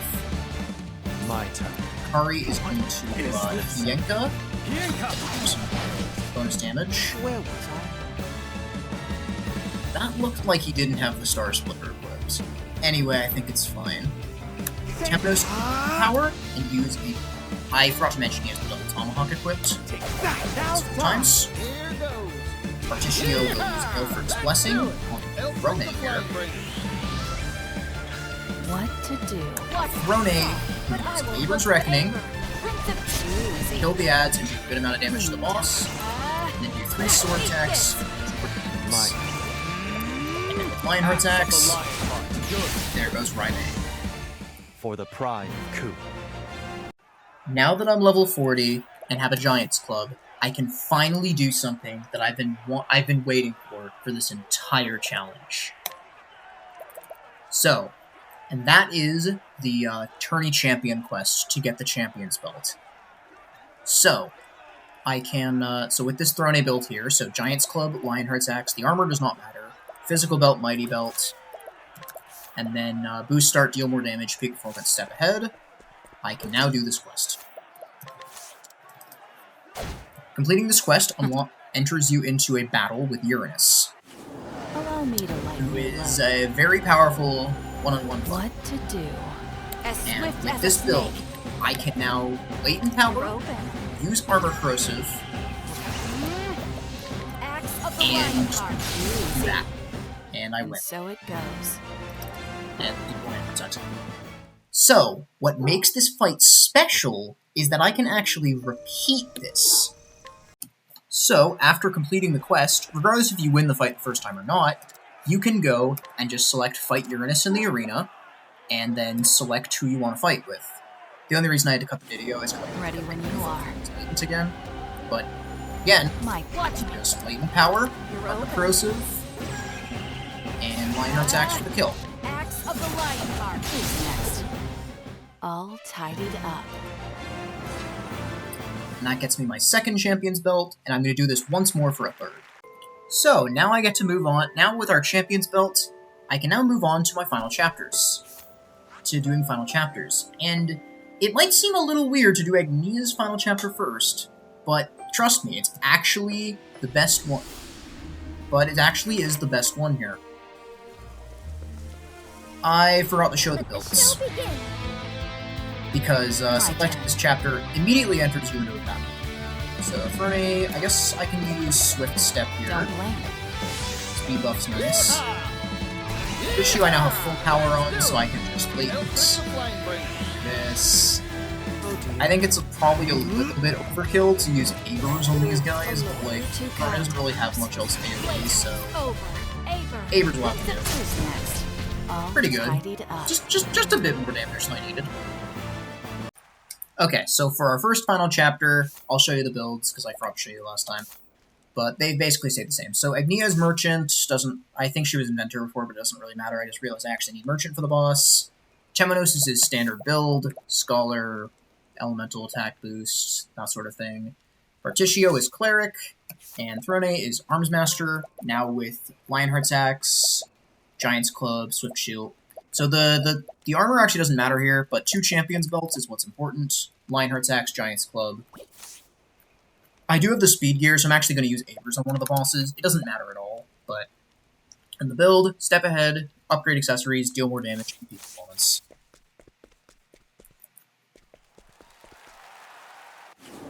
Watch me shine. So this first fight, I could break it. Game Nothing's time. stopping me from breaking this boss. But I'm just gonna do this the fun way. Thanks to full power and Partitio, I can just use Aelfric's every fight I want now. Well, I think And I just donate BP, I owe you. and Aver, Prince of Thieves. Prince of Open book. This boss doesn't have a lot of health. It's the second phase that's a little bit more of an issue. But still not a huge one. Use Agnea, 3, Here goes. Yeehaw! Let's do it. Partitio, will apply Aelfric's to Throne. Cleaning time. Throne will give a pomegranate M to I'll take himself. this. to work. Attempt this break without barrage. Very good. And I could use Aver's here. I think Aver's kills too, but Lionheart's axe is the the last Lionheart. Easy. and that is Shania. I The main reason I want to do Agnea's story, I wanted to do Agnea's story first, is so I can complete this quest. So by bribing Platt's wife, or any other path action, I could have used Scrutinize. I could have probably even coerced, but with a quick bribe, and then talking to Veronica here, I can complete Veronica's next chapter and unlock the Bodyguard's Vantage, which is a shield that doesn't really do a great job at shielding you at all, but that's not what you use it for. Bodyguard's Vantage gives plus 60 physical attack, plus 80 accuracy, and plus 60 critical.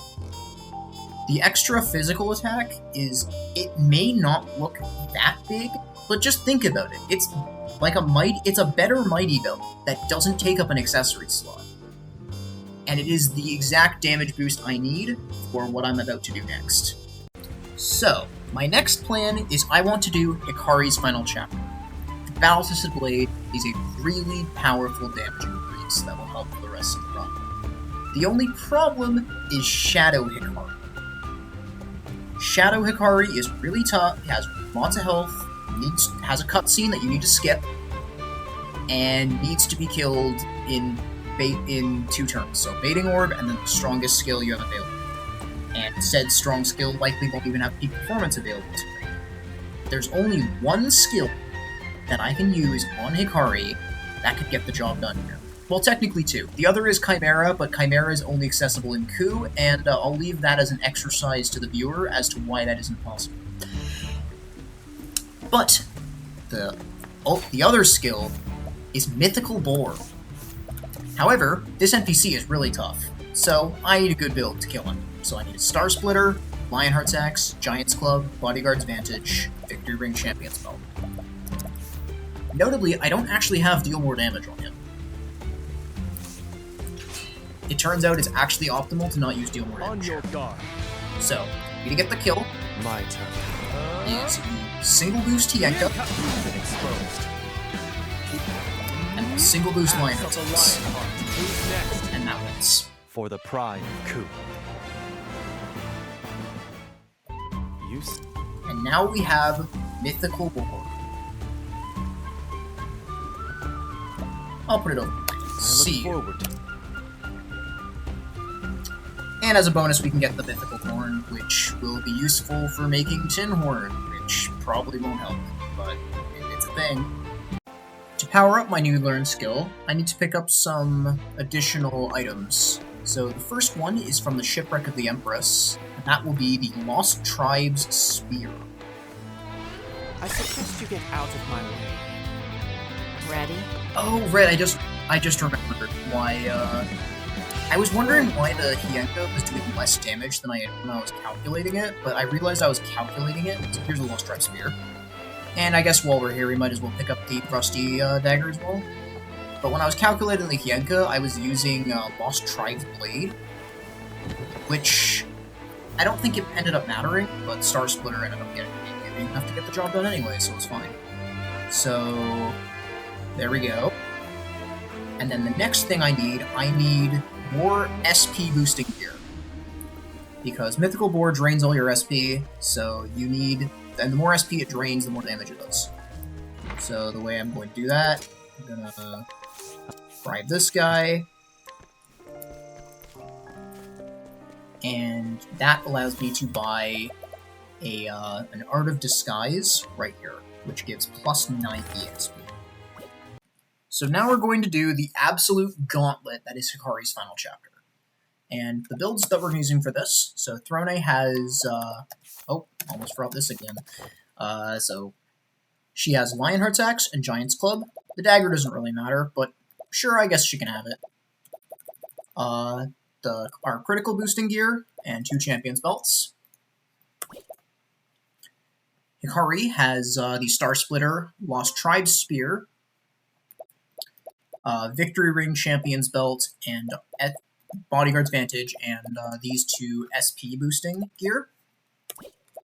Partitio and Cassti's gear does not matter. Also, it's kind of interesting, I'm bringing Castti. Castti is actually the only character that works here, which is really neat.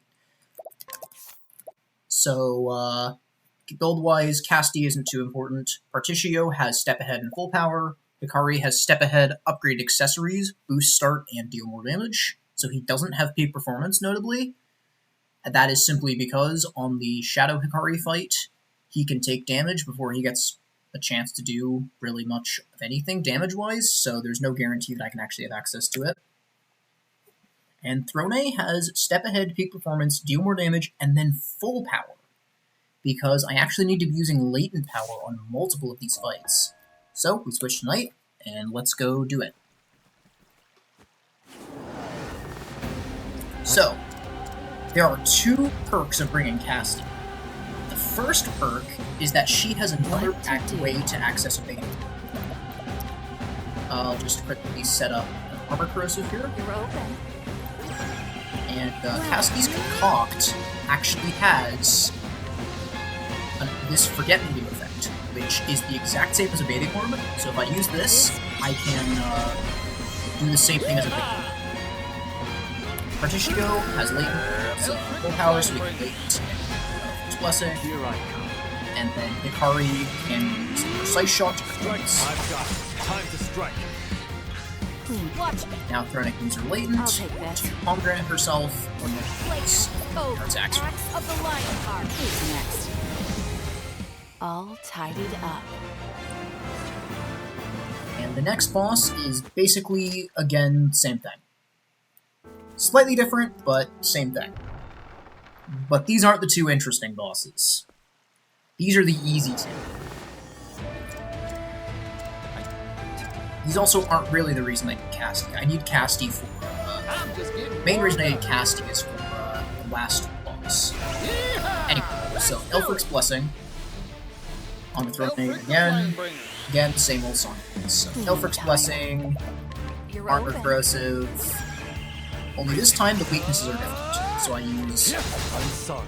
Well, I hit him 3 times with an axe, I and then I use Lily of the Light, and Forget Me. naughty deeds. Now, And then same Don't thing, as I swift as a Latent, snake.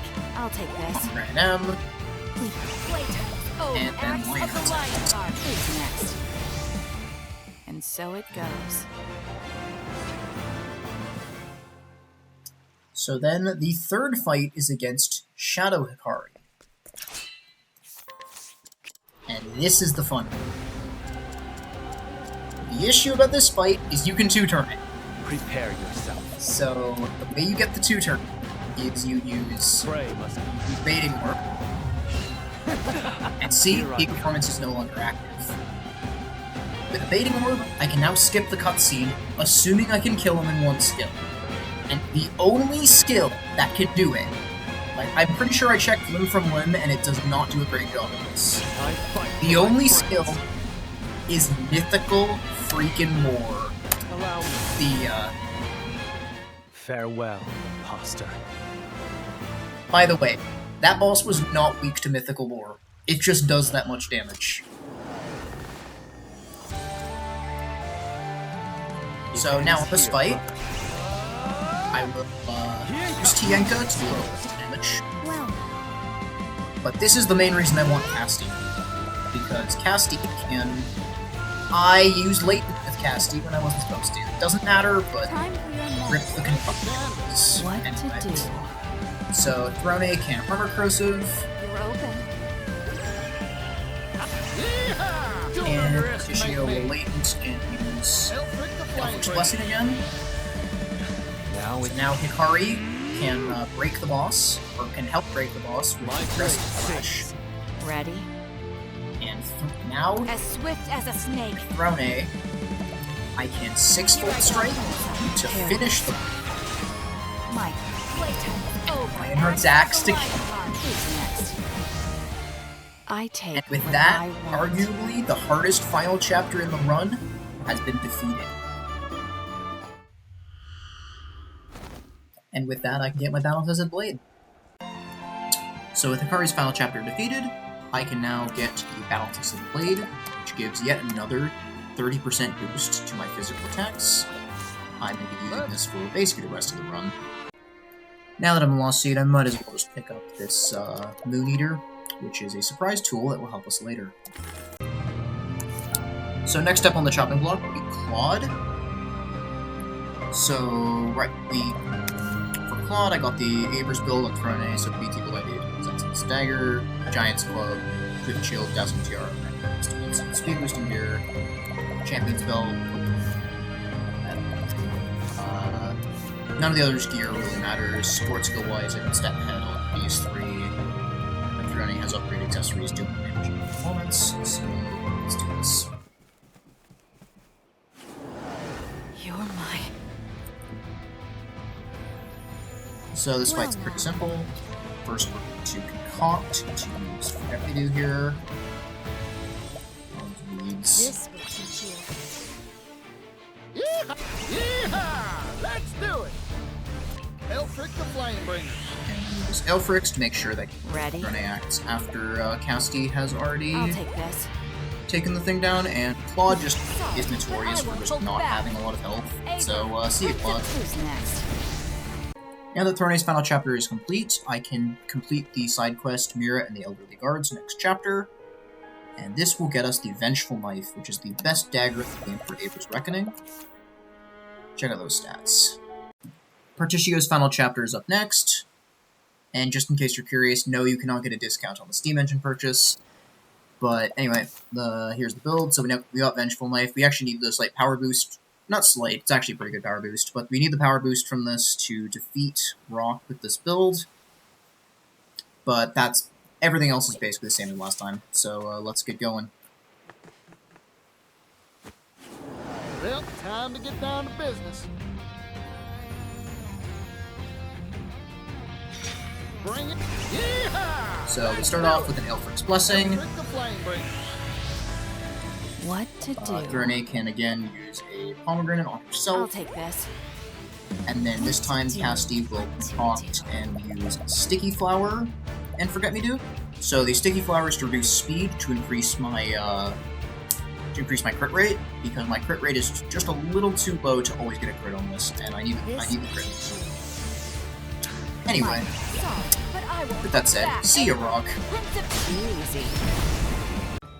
One perk of completing Partitio's final chapter is that we can now get the battle-tested staff, so I'm going to buy that too, Thank and that will help for the late game. So the other perk of completing Partitio's final chapter is that we can actually swap our starting character, which is Partitio, out of the party. So now we got the Hikari setup up, because we actually will need the Hikari setup for beating Ochette's final chapter. Or rather, we need it because of our beast selection. I'll mention it when I actually get to the boss. But anyway, we just got the battle-tested blade, Giant's Club on him, Bodyguard's Bandage, Champion's Belt, and then step ahead, upgrade accessories, peak performance, do more damage. Pretty basic stuff here. You want to look at the sub-jobs, but this is the... Oh, hang on, before this fight, I'm just gonna do that, and that.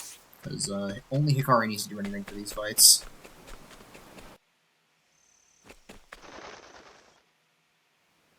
So these little fights are trivial because we just have to find the ledge and we can kill them. My Sorry for any of the fight. Oh wow. I still have much That's to more learn. damage than I was expecting. But there's one. There's two more. I'm the hunter, you're the prey. Now, who's next? For the There's pride two. of Coup.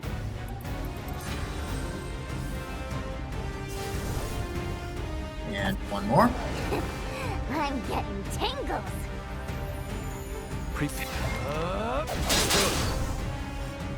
There's no need for flattery. It'll rust my sword. So during the chapter, I'm making a pit stop to pick up the tornado bow in that chest. The reason I'm starting the clip early is because I actually need to show the random encounter in this chapter. Because the random encounters in this chapter cannot be ran away from. So there's no, like... Sure, the other random encounters are running off an honor system, but I run away if I don't kill them, but in this case, running away isn't an option, so I have to show them. Oh, right, I gotta get the tornado bow too. Anyway, here's the tornado bow. You'll see this later. It'll be important. Trust. Alrighty, so now it's actually time for the boss. So in this case, same build as before, we just now actually have step ahead on characters. And I will show you a very cool quirk of this fight. So, I forgot to show Ochette's support skills. Anyway, she does not have step ahead equipped, notably. So, despite her not having step ahead equipped, she just gets a free turn at the beginning of the battle. So sorry. So, she does not have step ahead, but she just gets one anyway. But she wastes that turn. It's not really that useful. My turn. Anyway, so As Throne swift will as a be snake. using Evading What Orb, a pity. Ready? and giving Hikari a pomegranate, Hang in there. and his Thanks. two works here.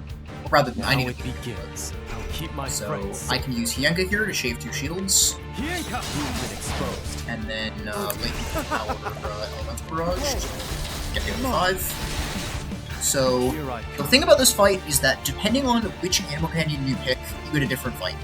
So, if I had picked a Kala rather than Hina, I get a different fight, and that fight is not weak to swords, which means I can't actually break it from the get-go. I'd have to do a completely different strategy, and that would involve just go back to when I killed Partitio's boss. Basically just do that, because the boss is weak to daggers, and just kill the boss on broken papers. It's not that bad. So just, if you want to see what that would have looked like, look at either the fight against Claude, or the fight against either Claude or... Actually, Claude isn't great at it. Just look at the Partitio boss. Anyway, enough yapping. Time to completely look at this. Go Gadget Shinji Monjigiri. Next. So I was just gonna go capture a beast, and look who showed up. Anyway, I want to capture this beast. I'm not really prepared to kill the King Octopath right now, so I'm just gonna capture the beast. And I figured I might as well show this. Anyway, this is a beast I'll need for later on in the game. And Prepare yourself. oh no, it's okay. Anyway, so the way I just do that is I have Hikari with his normal build, except I have Lunch Hunter, Small mercy. Split Mercy Strike, Right. and then Easy Capture. Mine now. Now it And since I didn't win in one turn, I gotta run. See ya, King Octopath. And endgame beast capture number 2 is this guy right here. So, Ancient Frog King 3, Small mercy. another quick Mercy Strike, and capture. And speaking of endgame items I need for endgame, I'm completing Misha's next chapter for the Butler's Token, because the extra critical will come in handy. Elrond will actually not be used in this run. I don't really need the levels from him. One of the goals of the challenge is to try and keep it relatively low level. Anyway, Butler's Token. So at this point in the run, I have so many tools that I can just basically kill bosses. I can still kill bosses in one turn while absolutely swagging on them. So that's what I'm doing on this one. So I've Castti here. I got Balthazar Blade, I got Giant's Club, I got Reaper's Sickle. This isn't even the best axe available to me. I think there's, if I'm correct, there's just, like, I'm pretty sure I could just use the Lionheart's axe here and it would work fine. But this one's cooler. Also, it looks really cool. Bodyguard's Vantage, 2 Champions Belts, and then the rest, their gear doesn't matter. Support skills, you got the standard damage build. Drone's got step ahead boost start full power, yada yada yada. Anyway, Hey, the customer. Thank you, enemies. I really, What to do? I love when they show up just a step away from the boss. Wonderful. Anyway, time to completely embarrass Trousseau. No choice, Trousseau. Very well. So I'm going to use Elemental Barrage here. Is that the spot? Okay, well, Yeehaw! and we got so the Let's do Elfric's it. Blessing, Flamebringer. and I guess I What can to conserve some do? resources. Normally with Throne Knight I'd have to use all of her BP to break, but I can actually just do it Swift with as a this. snake. There! So we do Boom 2, time. then I click Donate BP to cast. Oh, click Here. Donate BP to Castti. I appreciate it. I extend a helping Now hand. Castti will Hazardous Concoct, use a Forget Me Do and a Sticky Flower. The Sticky Flower isn't even needed. I already have an 100% crit chance here, but This the main reason is because it applies 2 debuffs. what to do? And with all these debuffs, you know what I'm about to do. No matter what it Drastic measures, baby! My journey will not end. And how about the easiest fight in the run? I'll pour my soul into this cure. I made a concoction in 1 turn. I might be the best player of all time. So now we have Hikari Agnea Chapter 2, and this is not really a boss fight. Anyway, for old time's sake, I'm just gonna use the good old mythical boar strat that I used in the other chapter, On that I your used in Hikari guard. Chapter 5. So, hello Yomi, How's this? the So now, you would not expect Scourge of the Sea to be a required boss for this challenge. I think it might technically be optional, but anyway, we gotta do Scourge of the Sea. So, the build we got, obviously this isn't the best party for it, but again, I'm kind of screwing around with it. So we got Hikari, got Lost Tribe Spear.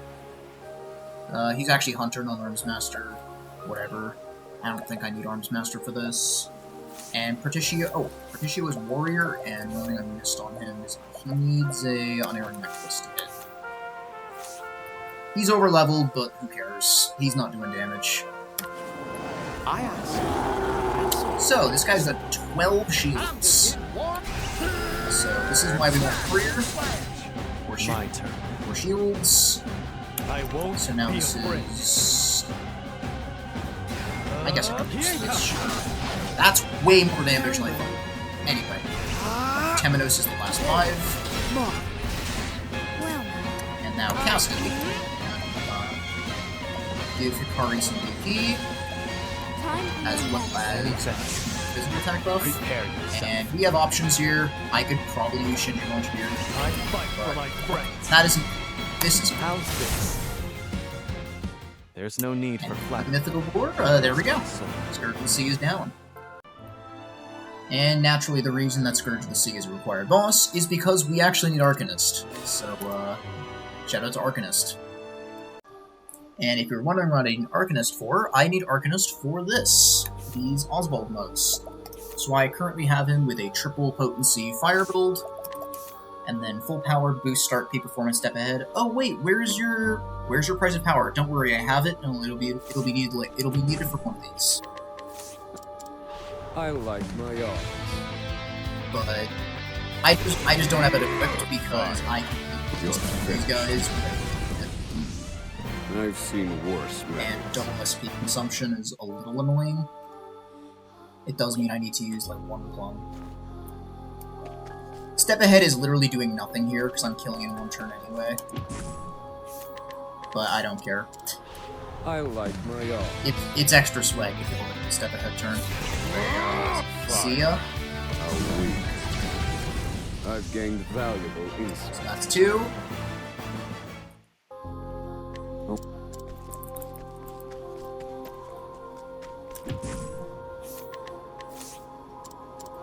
I like my odds.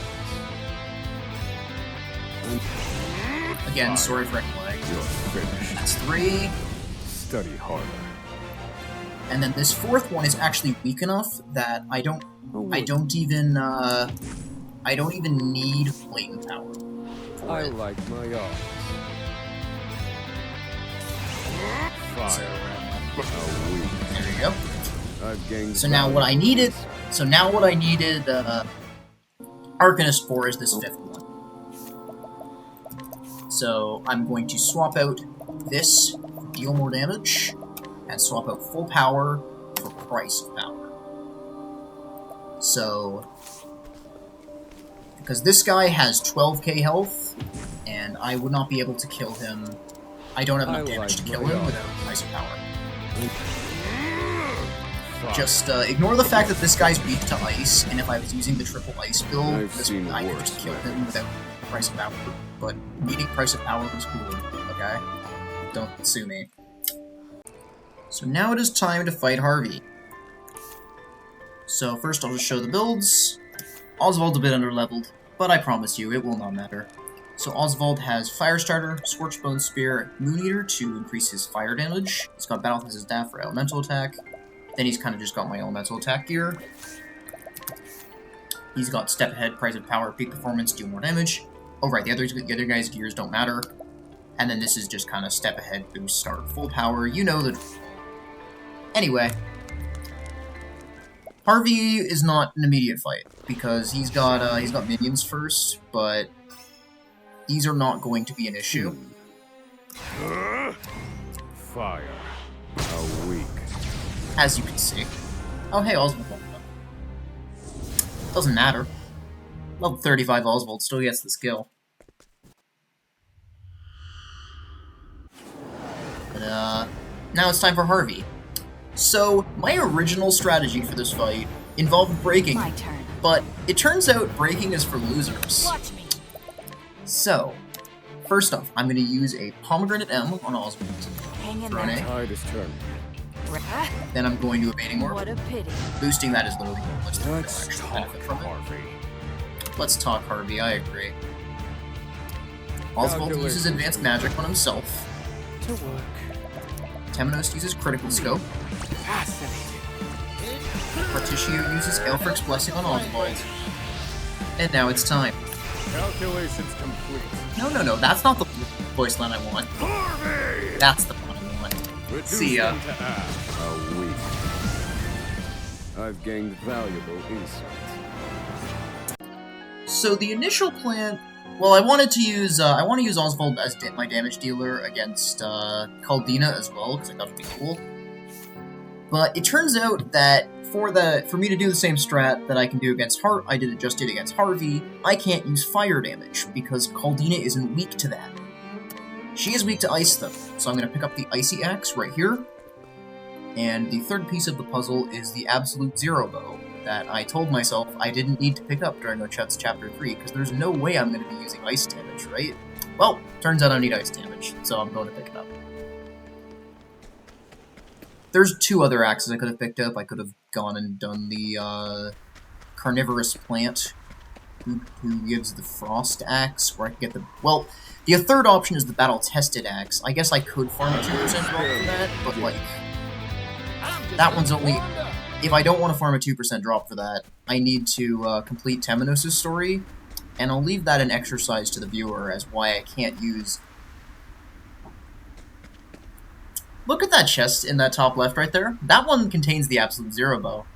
So, yeah, it's been a few days since I last recorded for this challenge, and, yeah, no, I've had it the whole time. I went here thinking I didn't have it, because I thought I skipped it, because I was like, there's no way I need ice damage, but, well, I picked it up. So, wonderful. Now that I'm ready for Kaldena, I do want to just quickly show you something real quick that you might not know, but after you reach the end of the woods, if you talk to Sherlitto here, he gives you jerky. I just thought it was neat. So the next boss will be Kaldena, and as we kind of have a similar setup on Osvald, same gear, except now we have Guardian's Ice Blade, Icy Axe, and Absolute Zero Bow instead of the 3 fire weapons. The rest is all the same.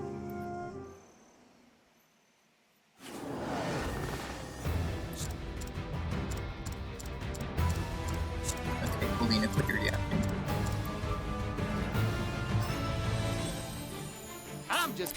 Okay, so Aelfric's Blessing to Osvald. Where was I? Critical Scope Boss. Fascinating. Red. Watch me. Baiting Orb, What a pity. and then Pomegranates. What to do? Hang in there. That's a hope. I need a And then plan. we end with Advanced Magic. Calculations. Osvald. And since Kaldena is weak to ice, Rise, fierce. You're she finished. gets. I've gained value. So with that, all the character stories are complete, but some of the cross paths still have some combat in them. So first up is this guy here, who fortunately I don't need to gamble with Elemental Barrage, because he's got 6 shields, and I can just click 6 Full Strike and win instantly. I kinda expected Armsmaster Temenos to come up some other time in the challenge, but no, it's just here. Well, so the next bit of combat I have Let the experiment begin. next bit of combat I have in a cross path is these ones, Fire. and You're finished. really aren't too Study hard. harder. I should probably show Osvald's build. I thought the cutscene thought that battle would trip a little later, but he's got step ahead, peak, price of power, peak performance, and boost start. Hopefully I don't need latent for the final guy. Sure, I don't. I'm getting all Anyway, I got fire fired up. potency on him. Fire. How weak. These guys are all equal. I've gained It's just the valuable final guy. insight.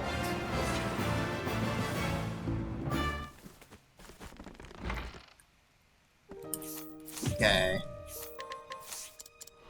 I like I my might need odds. latent for this guy, but Osvald, Fire.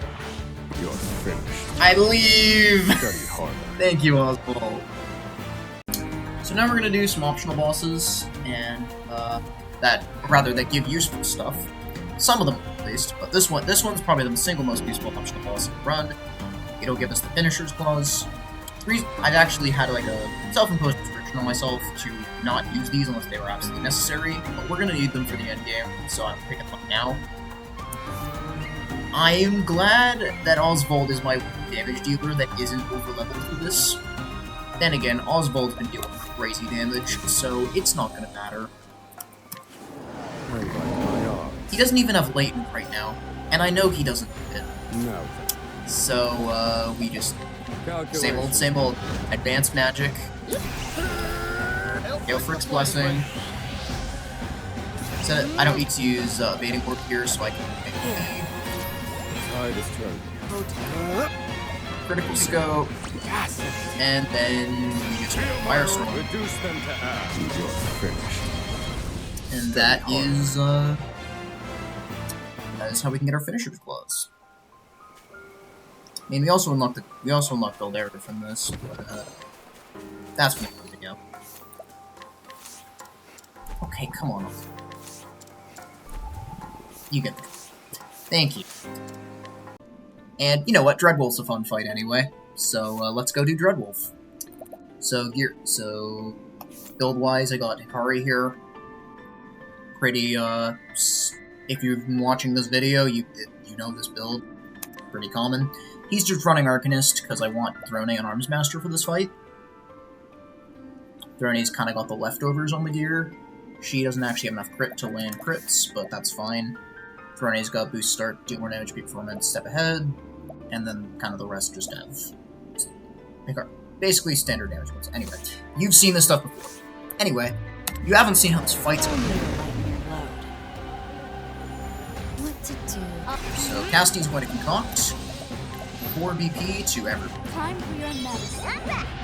Though to be honest, really only Hikari needs the BP. So Ochette will use 2 BP to invoke Beast skill, and just summon 5 of these frogs that I just captured.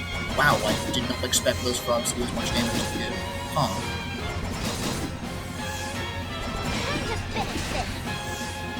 Anyway, so Throne's attack should usually come when it's broken, or when the boss isn't broken yet. But this is just kind of some chip damage. So imagine that doing 20k instead of 40k. And imagine that doing 27k instead of 56k. I fight for my friends. But even with all that, that's a bit impressive. For the pride of Coup. And with that, Stone of Truth is now mine. Bam! Continuing on the optional bosses, we are now going to be doing the Tyrannodrake. But before we do the Tyrannodrake, we have to fight this shark. And, okay. How we doing this? As you can probably tell, I have not thought of a strategy for this. Okay, I think so. I'm just gonna have Castti use 2 pomegranate leaves on Hikari. My turn. Here I come. Hikari will use No Rest for the Weary, so he can act earlier in the turn. He can still go, and then I just Weary. I still have much to learn. Easy. Okay, so we're gonna go fight Tyrannodrake. Weird cut. I made a mistake the first time. I do need to equip my XP boosting gear. Oh right, make sure it's equipment. Okay, that's correct. Oh, that's actually correct. Okay, wonderful. I shall be your opponent. I just realized I just checked my gear without actually showing you guys what it is. So, we got Battles Blade, Giant's Club, basically, again, standard physical setup for Hikari. Temenos has, nothing really of importance. I guess the Unerrant Necklace can help even hit attacks. I'm using Warrior on him because I can, really. Throne just kind of has a bunch of various high attack weapons. Though, now I realize that that part actually really isn't that necessary, because that was using a different strategy. It's fine. So, do here. I have no choice. Prepare yourself. So, Hikari will Yenka. I've got Well now, Hikari will Yenka. Castti will for some PP. time for your medicine. Thanks. What to do? As swift Arcanette as a will snake. 6-fold strike. Open broadside. Ready? Playtime is over. She wouldn't normally max boost this. Use line her attacks. Of the line card. Pretty decent damage. Atone. Temenos will break a boss with aggressive slash. It's latent. Fine. I'll end this. Now Hikari can Shinju Monster. For And the by finish the pride. boss off, I may do the majority of the damage himself. Anyway, main things we come here for are, I mean, the Decaying Dragon's essences will not be used in this video, but they will come in. They'll come in the future. But the main things we come here for is the Fang of Ferocity for extra damage on boosted attacks. Decide or fight. Do I not have evasive maneuvers on? Ready? I might not have evasive maneuvers on. Anyway, and the Tornado Glaive for the extra boost to my wind damage. So now we're going to go to our final cross path. This is Ochette and Castti Chapter 2. So the first part of this chapter is a Provoke, and if you've seen an all extra battle speedrun, you probably know what I'm about to do here. So Tornado Glaive, Moon Eater, Tornado Bow, and then for the actual fight itself, I have Castti, Balthazar Blade, Reaper Sickle, and the kind of axe damage build that I've been using on her. In case you're curious on the build, so again, all this stuff is really, like, you've seen this before. Anyway, for the Provokes, it's kind of a shame that Provoke strats aren't particularly interesting in this run, because the problem is all the strongest beasts are bosses, so they were, at least damage-wise, so you just have to wait till turn 2 in order to actually kill, and if you're waiting till turn 2 to kill, you can just use Soul Stones. Got it. Right. Nothing personal. So, 2 Wind Soul Stones, thanks because this thing is weak to wind, you Now can let's just grab shot. some food. Oh, right, I didn't really mention this, but the wind potency weapons that Ochette has actually do work on Soulstone, which is why they're doing so much more damage than usual. So now, after this, we have to do the actual boss, which I'll get to you when that comes around. Okay, so now for the boss itself. As swift Pretty as a simple snake. fight, so Therene can use Latent Power, Armor Corrosive, and donate to Castti. Thank you. Here goes. Partitio will use Elf's Blessing on Castti. My prey away. Sure, I'll have a chicken flavor. So that means I don't actually need armor corrosive. Then Castti can concoct a sticky flower and sure fumbling flower. This And then drastic mental. drastic treatment. I know no cure for evil. So with that, we're all ready for the Journey for the Dawn. So right before we get to the Journey for the Dawn, I'd like to fight Karma. There is literally no reason for me to do this fight, but it is actually like it's a non-trivial boss, so I just want to show how it would be done in the run. Like this boss, I'm doing with Throne. I'm actually overleveled for this. I'm a bit overleveled for this, but the minimum level you could do this at without nuts or whatever is level 46. I would also need to, I could do it at the recommended level of 40 if I was using something like Alcyone's Amulet. I feel like that's a little bit more overkill than just 6 extra levels. Like, if you know anything about upscaling in this game, is that it's not particularly massive. Anyway, so here's the build. So, Arms Master, BT Blade, Lionheart's Axe, Giant's Club, Bodyguard's Vantage, Butler's Tailcoat, Double Champion's Belt, and Step Ahead Peak Performance Deal More Damage Boost Start. And with that, we can take on Karma. Ready when you are. What to So do? the strat for this one is we just Blatant Power, You're open. use Armor Corrosive, and then just 2 boost the Lionheart's Axe for the kill. And that is Karma. So it goes. So I need one more last thing before I can start the Journey for the Dawn, and that is the Mermaid Circlet. To get this thing, you need to get it from Hermes. You can find her either right here during the middle of the Lila's Next Chapter's side quest, or after finishing the side quest, just in the tavern in Albrine. Anyway, let's just go steal this, and what do you mean it's 3%? Anyway, thankfully I brought Agnea, and I think it's a What do you mean it is a level 80 entreat? That is diabolical. Anyway, luckily I brought Partitio, who can buy it.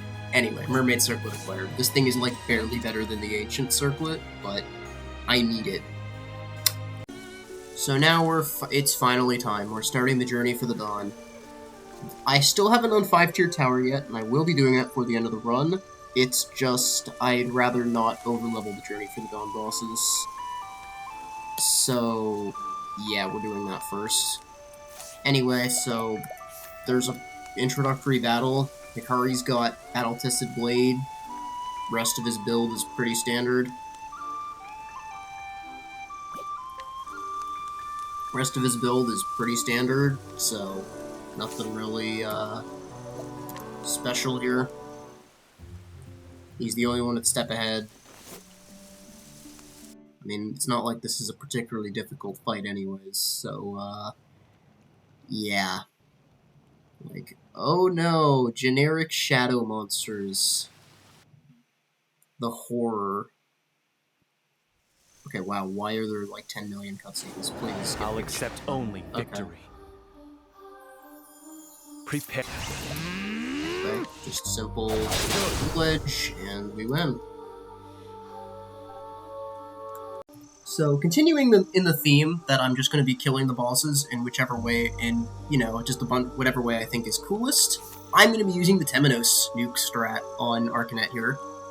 So, we got Throne, Cleric, Partitio Scholar, Temenos Arcanist. Arcanist is actually the best class, stat-wise, for him, for the nuke, because it gives a lot of SP and also a good amount of elemental attack. So, build-wise, you might be wondering, oh, hey, where's his Sun Shadow Staff? Well, he doesn't need it. I have Jade Staff, doesn't matter, because he's getting his elemental attack from the Moon Ear instead. I could use the Tattered Sacred Shield here to give him slightly more SP, but unfortunately I don't have it because I'm lazy. I do have Mermaid Circlet though, but that isn't what this is for. Anyway, Elemental Augmenter, Mental Belt. I could have gotten a second Elemental Augmenter, or heck, I could have gotten Lila's Amulet too, but I'm too lazy for that as well, but it's just not needed. So, the actual build, we have Step Ahead, Upgrade Accessories, Deal More Damage, Peak Performance. The rest is just kind of Step Ahead, now your full power boost start, depending on what I'm actually using here. So with that said, let's do it. This fight is kind of just more of an Ochette showcase than anything else. Bring it on. So Partitio is Scholar, can full boost and use Aliphan's Wisdom on Temenos. Temenos can use a medium pomegranate on himself. My turn. As swift Brone as a can snake. Latent use a pomegranate on herself. But I And will use hold Elfric's back. Blessing on Temenos. Outward, the Flamebringer. And now this is why Ochette is so good. I know Arcanette is weak to axes, so I can just summon my 4 axe guys and just break the guy immediately. Or break her immediately. Anyway, Aelfric, banish the shadows from this world. Banish the shadows from this world. That's that. That's that. Fighting is not what I do. And yeah, Temenos, fighting is not what you do. Clearly, obviously. So the next boss is the Grotesque Monster, and I will continue in the vein of using weird strats. This time, said strat will be Castti Concoct. So I have Tornado Glaive, Moon Eater, Tornado Bow, Battle-Tested Staff, Mermaid Circlet, Blessed Vestments, Elemental Augmenter, Mental Belt. Again, you also might be wondering why I'm not using, what the hell was I going to say? Why I'm not using Fang of Ferocity and the like yet. Well, one, it's overkill. It's overkill, which is why. Anyway. So, Castti support skills, she actually doesn't have Step Ahead equipped, because I don't even need it for the strat. So I got more elemental attack, because why not? Anyway, Step Ahead full power, Step Ahead... no, you're actually fine. Then, Step Ahead boost start. Sense of danger is overwhelming. I'm getting tingles. Let's go. So the way this strat is going to work, I'm going to provoke 4 monsters. So this Magic Bow Dance and 3 Ancient Froggies. So the Bow Dance breaks a shield of boss, and just so happens to buff the entire party's elemental attack, which is the main attack. So now I have an elemental attack buff. Shield is his thing, gives Castti Elfric's Blessing, and Temenos gives, So, now, first I'll teach you something about Castti Concoct damage, if you haven't really been watching many of my other videos. Anyway, you need to actually be holding your staff to get the stats from it on it, for some reason. It's the only skill that works like this. Anyway. 4 Bluster Blooms, 1 Strengthening Serum, and that is a dead. That is a recipe for a dead Grotesque Monster. No cure for So now we're going to be doing 5-tier tower, for basically no other reason other than to show that I can. I mean, Conjure is cool, but I won't need it for the final boss. Anyway, so this is what we're going to be using. So Hikari, Battle-Tested Blade, Giant's Club. We actually are going to be using Finisher's Claws this time. Not because it's, from what I can tell, it's required for Hinokagura, but I imagine there's probably a strat that works without, but doesn't. Anyway, so the other strat, Throne has her attack and speed here on, but she has she's got Inventor on this time, just to kind of help with damage. Temenos is got his he's got latent every fight, so overall this is going to be somewhat easy, I think. So I'll accept only I'm gonna do this victory. in one just straight take. So Where was I? oh, I don't have that on Throne. Interesting. I think not. Anyway, this guy only has 30k health, so he's just dead. Also, fun fact.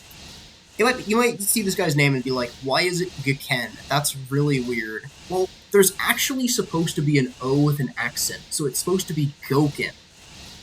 Which is way cooler. Except the O just bugs out and doesn't show up because it's just not a support character, which is very funny. Shinjun, who's next? But yeah, that guy's only I got still 30k have much health, so to he learn. kind of just dies.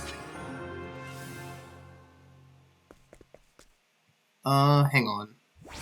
I do realize I need to fix my support skills. Oh, you actually do have Life in the Shadows on. I just didn't think you did. Anyway, you have Life in the Shadows on, and you should not. You need to have peak performance, deal more damage, and step ahead. There we go. But the rest should be fine. I ask, you answer. Simple.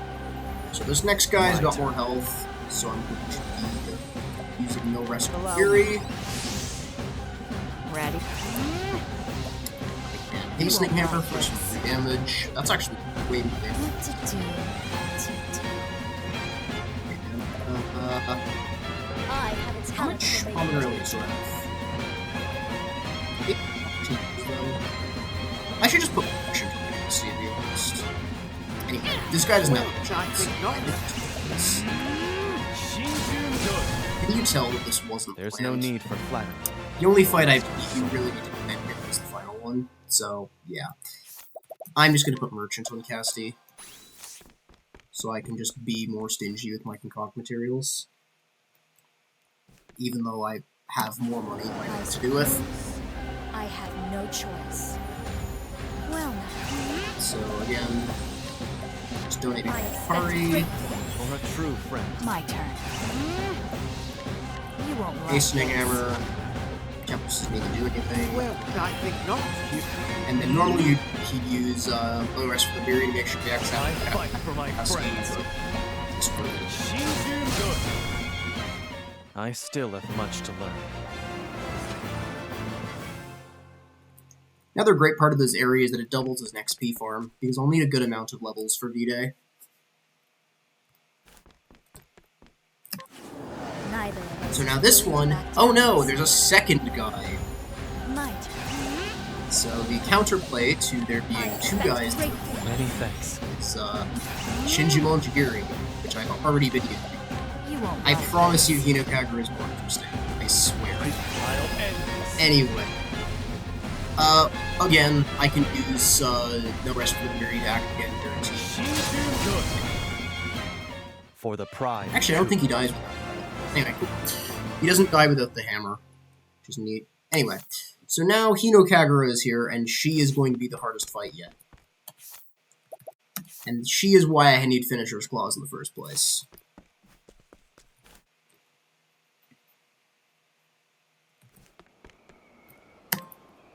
I sure hope this strat actually works. Neither of us is willing So to she's back got a down. lot of shield, she's got a good amount of shield, but more importantly, she has 200,000 health. So I'm first going to use Genka. That's some pretty solid What to damage. do? Watch it. Use You Hammer. won't like this. Oh, that wasn't a Ready? crit? Oh, right, yeah, I forgot her speed was extra high. Anyway, I'm going to use a Pomegranate. Hang in I there. appreciate it, Crony. Temenos can use Barrage. 5 hits. And that was 6 hits for Rapper. Then she's weak to Dark. I So have I'm a going talent to for making just naughty deeds into good I'll end this. one Shinjimon Jigiri. Who's next? I can defeat her. I still have much to learn. And with that, there are other optional bosses that I haven't defeated yet, but I've defeated all of the ones that are, like, actually meaningful. Like, if I want to do Deep One, if you want to see what Deep One would look like, just go back and watch the Dreadwolf fight, or just go back and watch that fight that I just did with Hinokagura again. It's the same thing. It's not particularly interesting. So with that, we have nothing left in our way but Vide. And Vide will be our hardest fight yet. Before we fight Vide, we just need one more item, and that can be found in the Forsaken Life is Graveyard, too precious to risk. which is a place that you don't visit too often in this game. Or, like, you don't need to visit too often. But the item I want is in this chest right here. This is the Dark Slasher. It boosts dark damage. What we'll be using it for will become apparent soon. And there's one last thing we needed for Vide. This Forbidden Elixir. And I'm almost certain you'll know what this will be used for. So, I wasn't expecting to have to record this segment of the video, but it turns out I'm an idiot. My strategy for Vide the Wicked, or at least the original one, it just assumed that Vide the Wicked was weak to axes. And Vide the Wicked is not weak to axes. I was getting it confused with true Vide the Wicked, who is. So because of that, I actually need to catch a new beast. It also will make the strategy rely on a lot more RNG, but what can you do? Anyway, the new beast I need to capture is Island Frog King 3. So I can just quickly use a Mercy Strike, capture it, and now we're finally ready for the, now we're ready for the hardest fight yet. And now there is only one challenge remaining, at least in the way of me and beating the game. However, Vide will be the hardest challenge yet, by far. There are so many things with this fight that I will have to break out all of the stops. Everything that I've had to use so far will be used in this fight, or basically everything.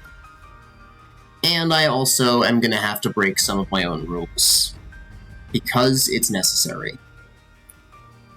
The first one is that I will be using nuts. So I will be using 2 Fortifying Nut Ls, 1 Fortifying Nut M on Hikari, 2 Fortifying Nut Ms on Throne, 3 Light Nut Ms, and 3 Light Nut Ls and 1 Light Nut M. And that is... So, comparing to the amount of nuts in the game, that's actually not that much, but it's what's needed. So...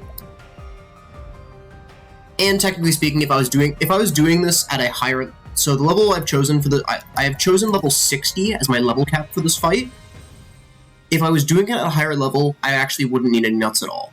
If I was doing it at level 80, I wouldn't need any nuts at all. But I think it just makes more sense to use more nuts than to just use nuts compared to overlevel by a lot. So yeah, that's my logic behind that. Anyway. Let's actually show off the builds that I'll be using. So this is my Phase 1 party.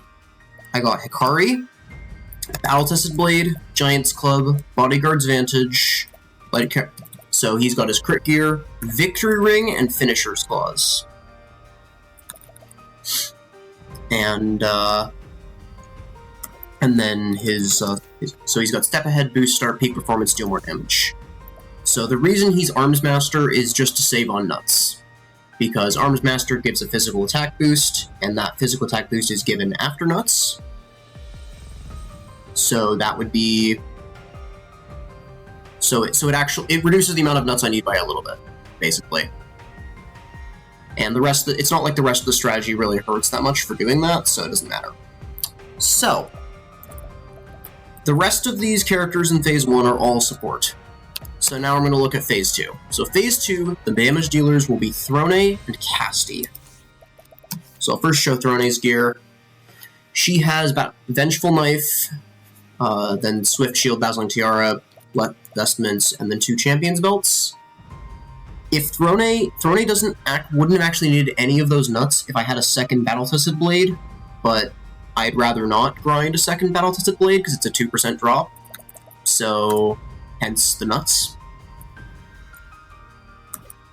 And then you might have noticed I didn't actually use any nuts at all on Castti. She is using Moon Eater. This is a rather unusual build, I'll give it that. So, because I want to use Arms Master on Hikari, and it turns out I don't need triple potency wind damage on Castti, I can instead get away with Moon Eater for elemental attack, and then 2 dark potency weapons, the Eclipse Edge and Dark Slasher. Then I just have Mermaid Circlet, Blessed Vestments for elemental attack, Alpione's Amulet for the triple damage at 1 health, and Fang of Ferocity for the extra damage boosted hits. The others have basically no gear whatsoever, or none of their gear actually does anything. Then support skills, Step Ahead, so these ones don't matter. Castti, step ahead of equal might. This will, because she has a physical attack increasing job and her physical attack set is higher than her elemental attack, this will buff up her elemental attack a bit more. This buffs up her elemental attack. Deal more damage is obvious. And then Throne has step ahead, upgrade accessories, peak performance, deal more damage. So these are the builds that I will be using to beat Vide. But the thing is, I will not just be breaking my no nuts rule. I will also be breaking my no RNG rule. There will be a lot of RNG in this fight. I'd estimate that the strategy in this fight has around a 1 in 20 shot of working. So yeah. I'm gonna explain all that when I get to it. Alrighty, so this is phase 1 of the strat. For this strategy to work, this part of the strat only works 2 out of 3 times, and that's because I need either Partitio or Agnea to act before Hikari. So, the first 2 phases of the fight will be defeated in just 1 turn because they share a health bar, and a baiting orb lets me kill phase 2 while still in phase 1. So, I can use hired help. I also have to use hired help here. I could use thief, but that would lower my odds. So I'm just using merchant. I also don't have a 3rd thief license, so there's that too. So I could use thief. Yeah, I just don't have another thief license. Anyway, so hired help ruffians will debuff the boss's physical defense. Now Hikari can do Yenka. Partitio will actually nah, it's fine. Partitio will use a pomegranate on Hikari, and then so the Hienka plus Shinju Banjigiri combo is enough to kill the first 2 phases. So now we're on to phase 3. So now we're on to phase 2, and this is the one where all the RNG is. So, first off, in order for the strategy to work, Castti must be going first, Throne must be going second. Nothing else works. So Castti will first use Concoct to give the entire party some DP, and the main reason this fight requires such a specific turn order is because of these stupid hands. Specifically, they got a lot of health, and they do nasty stuff when they die. So, I'm going to use a Forbidden Elixir with Throne, use Throne's Latent, use a Forbidden Elixir, and then use Aber's Reckon. Thanks to the nuts and gear that she has, this just barely kills both the hands. They have 70,000 health. The main problem is what happens when they die. They wipe all of my buffs and apply 7 debuffs, which I can pull up here. The most notable ones is the fact I cannot use physical attack skills, magical attack skills, or heal. So that heavily restricts my damage options if I want to get a 1 turn, especially because I can't actually change my party. Normally you get around the debuffs by just switching to the other party, but during the step ahead round, you can't actually do that. So, here's how I get around it. I'm going to use Aelfric's Blessing with Temenos, and this must happen after Throne kills the hands, so the buff doesn't get wiped. And now it's time for Ochette. This is the other bit of RNG. So, Ochette will be using two magic bow dances to buff Castti's elemental attack. Will use an Ancient Frog King 3 to try and debuff the boss's elemental defense. This only has a 40% chance of working. And then we'll use 3 Island Frog Kings 3s to try to break the boss. Notably, the Ancient Frog King 3, I could replace it with a boss monster and use the Ochette glitch, namely something like Tyranno Drake, but I'd rather not use glitches in this video. The glitches will be saved for the harder stuff. Anyway, so it's now just praying that the 40% chance hits.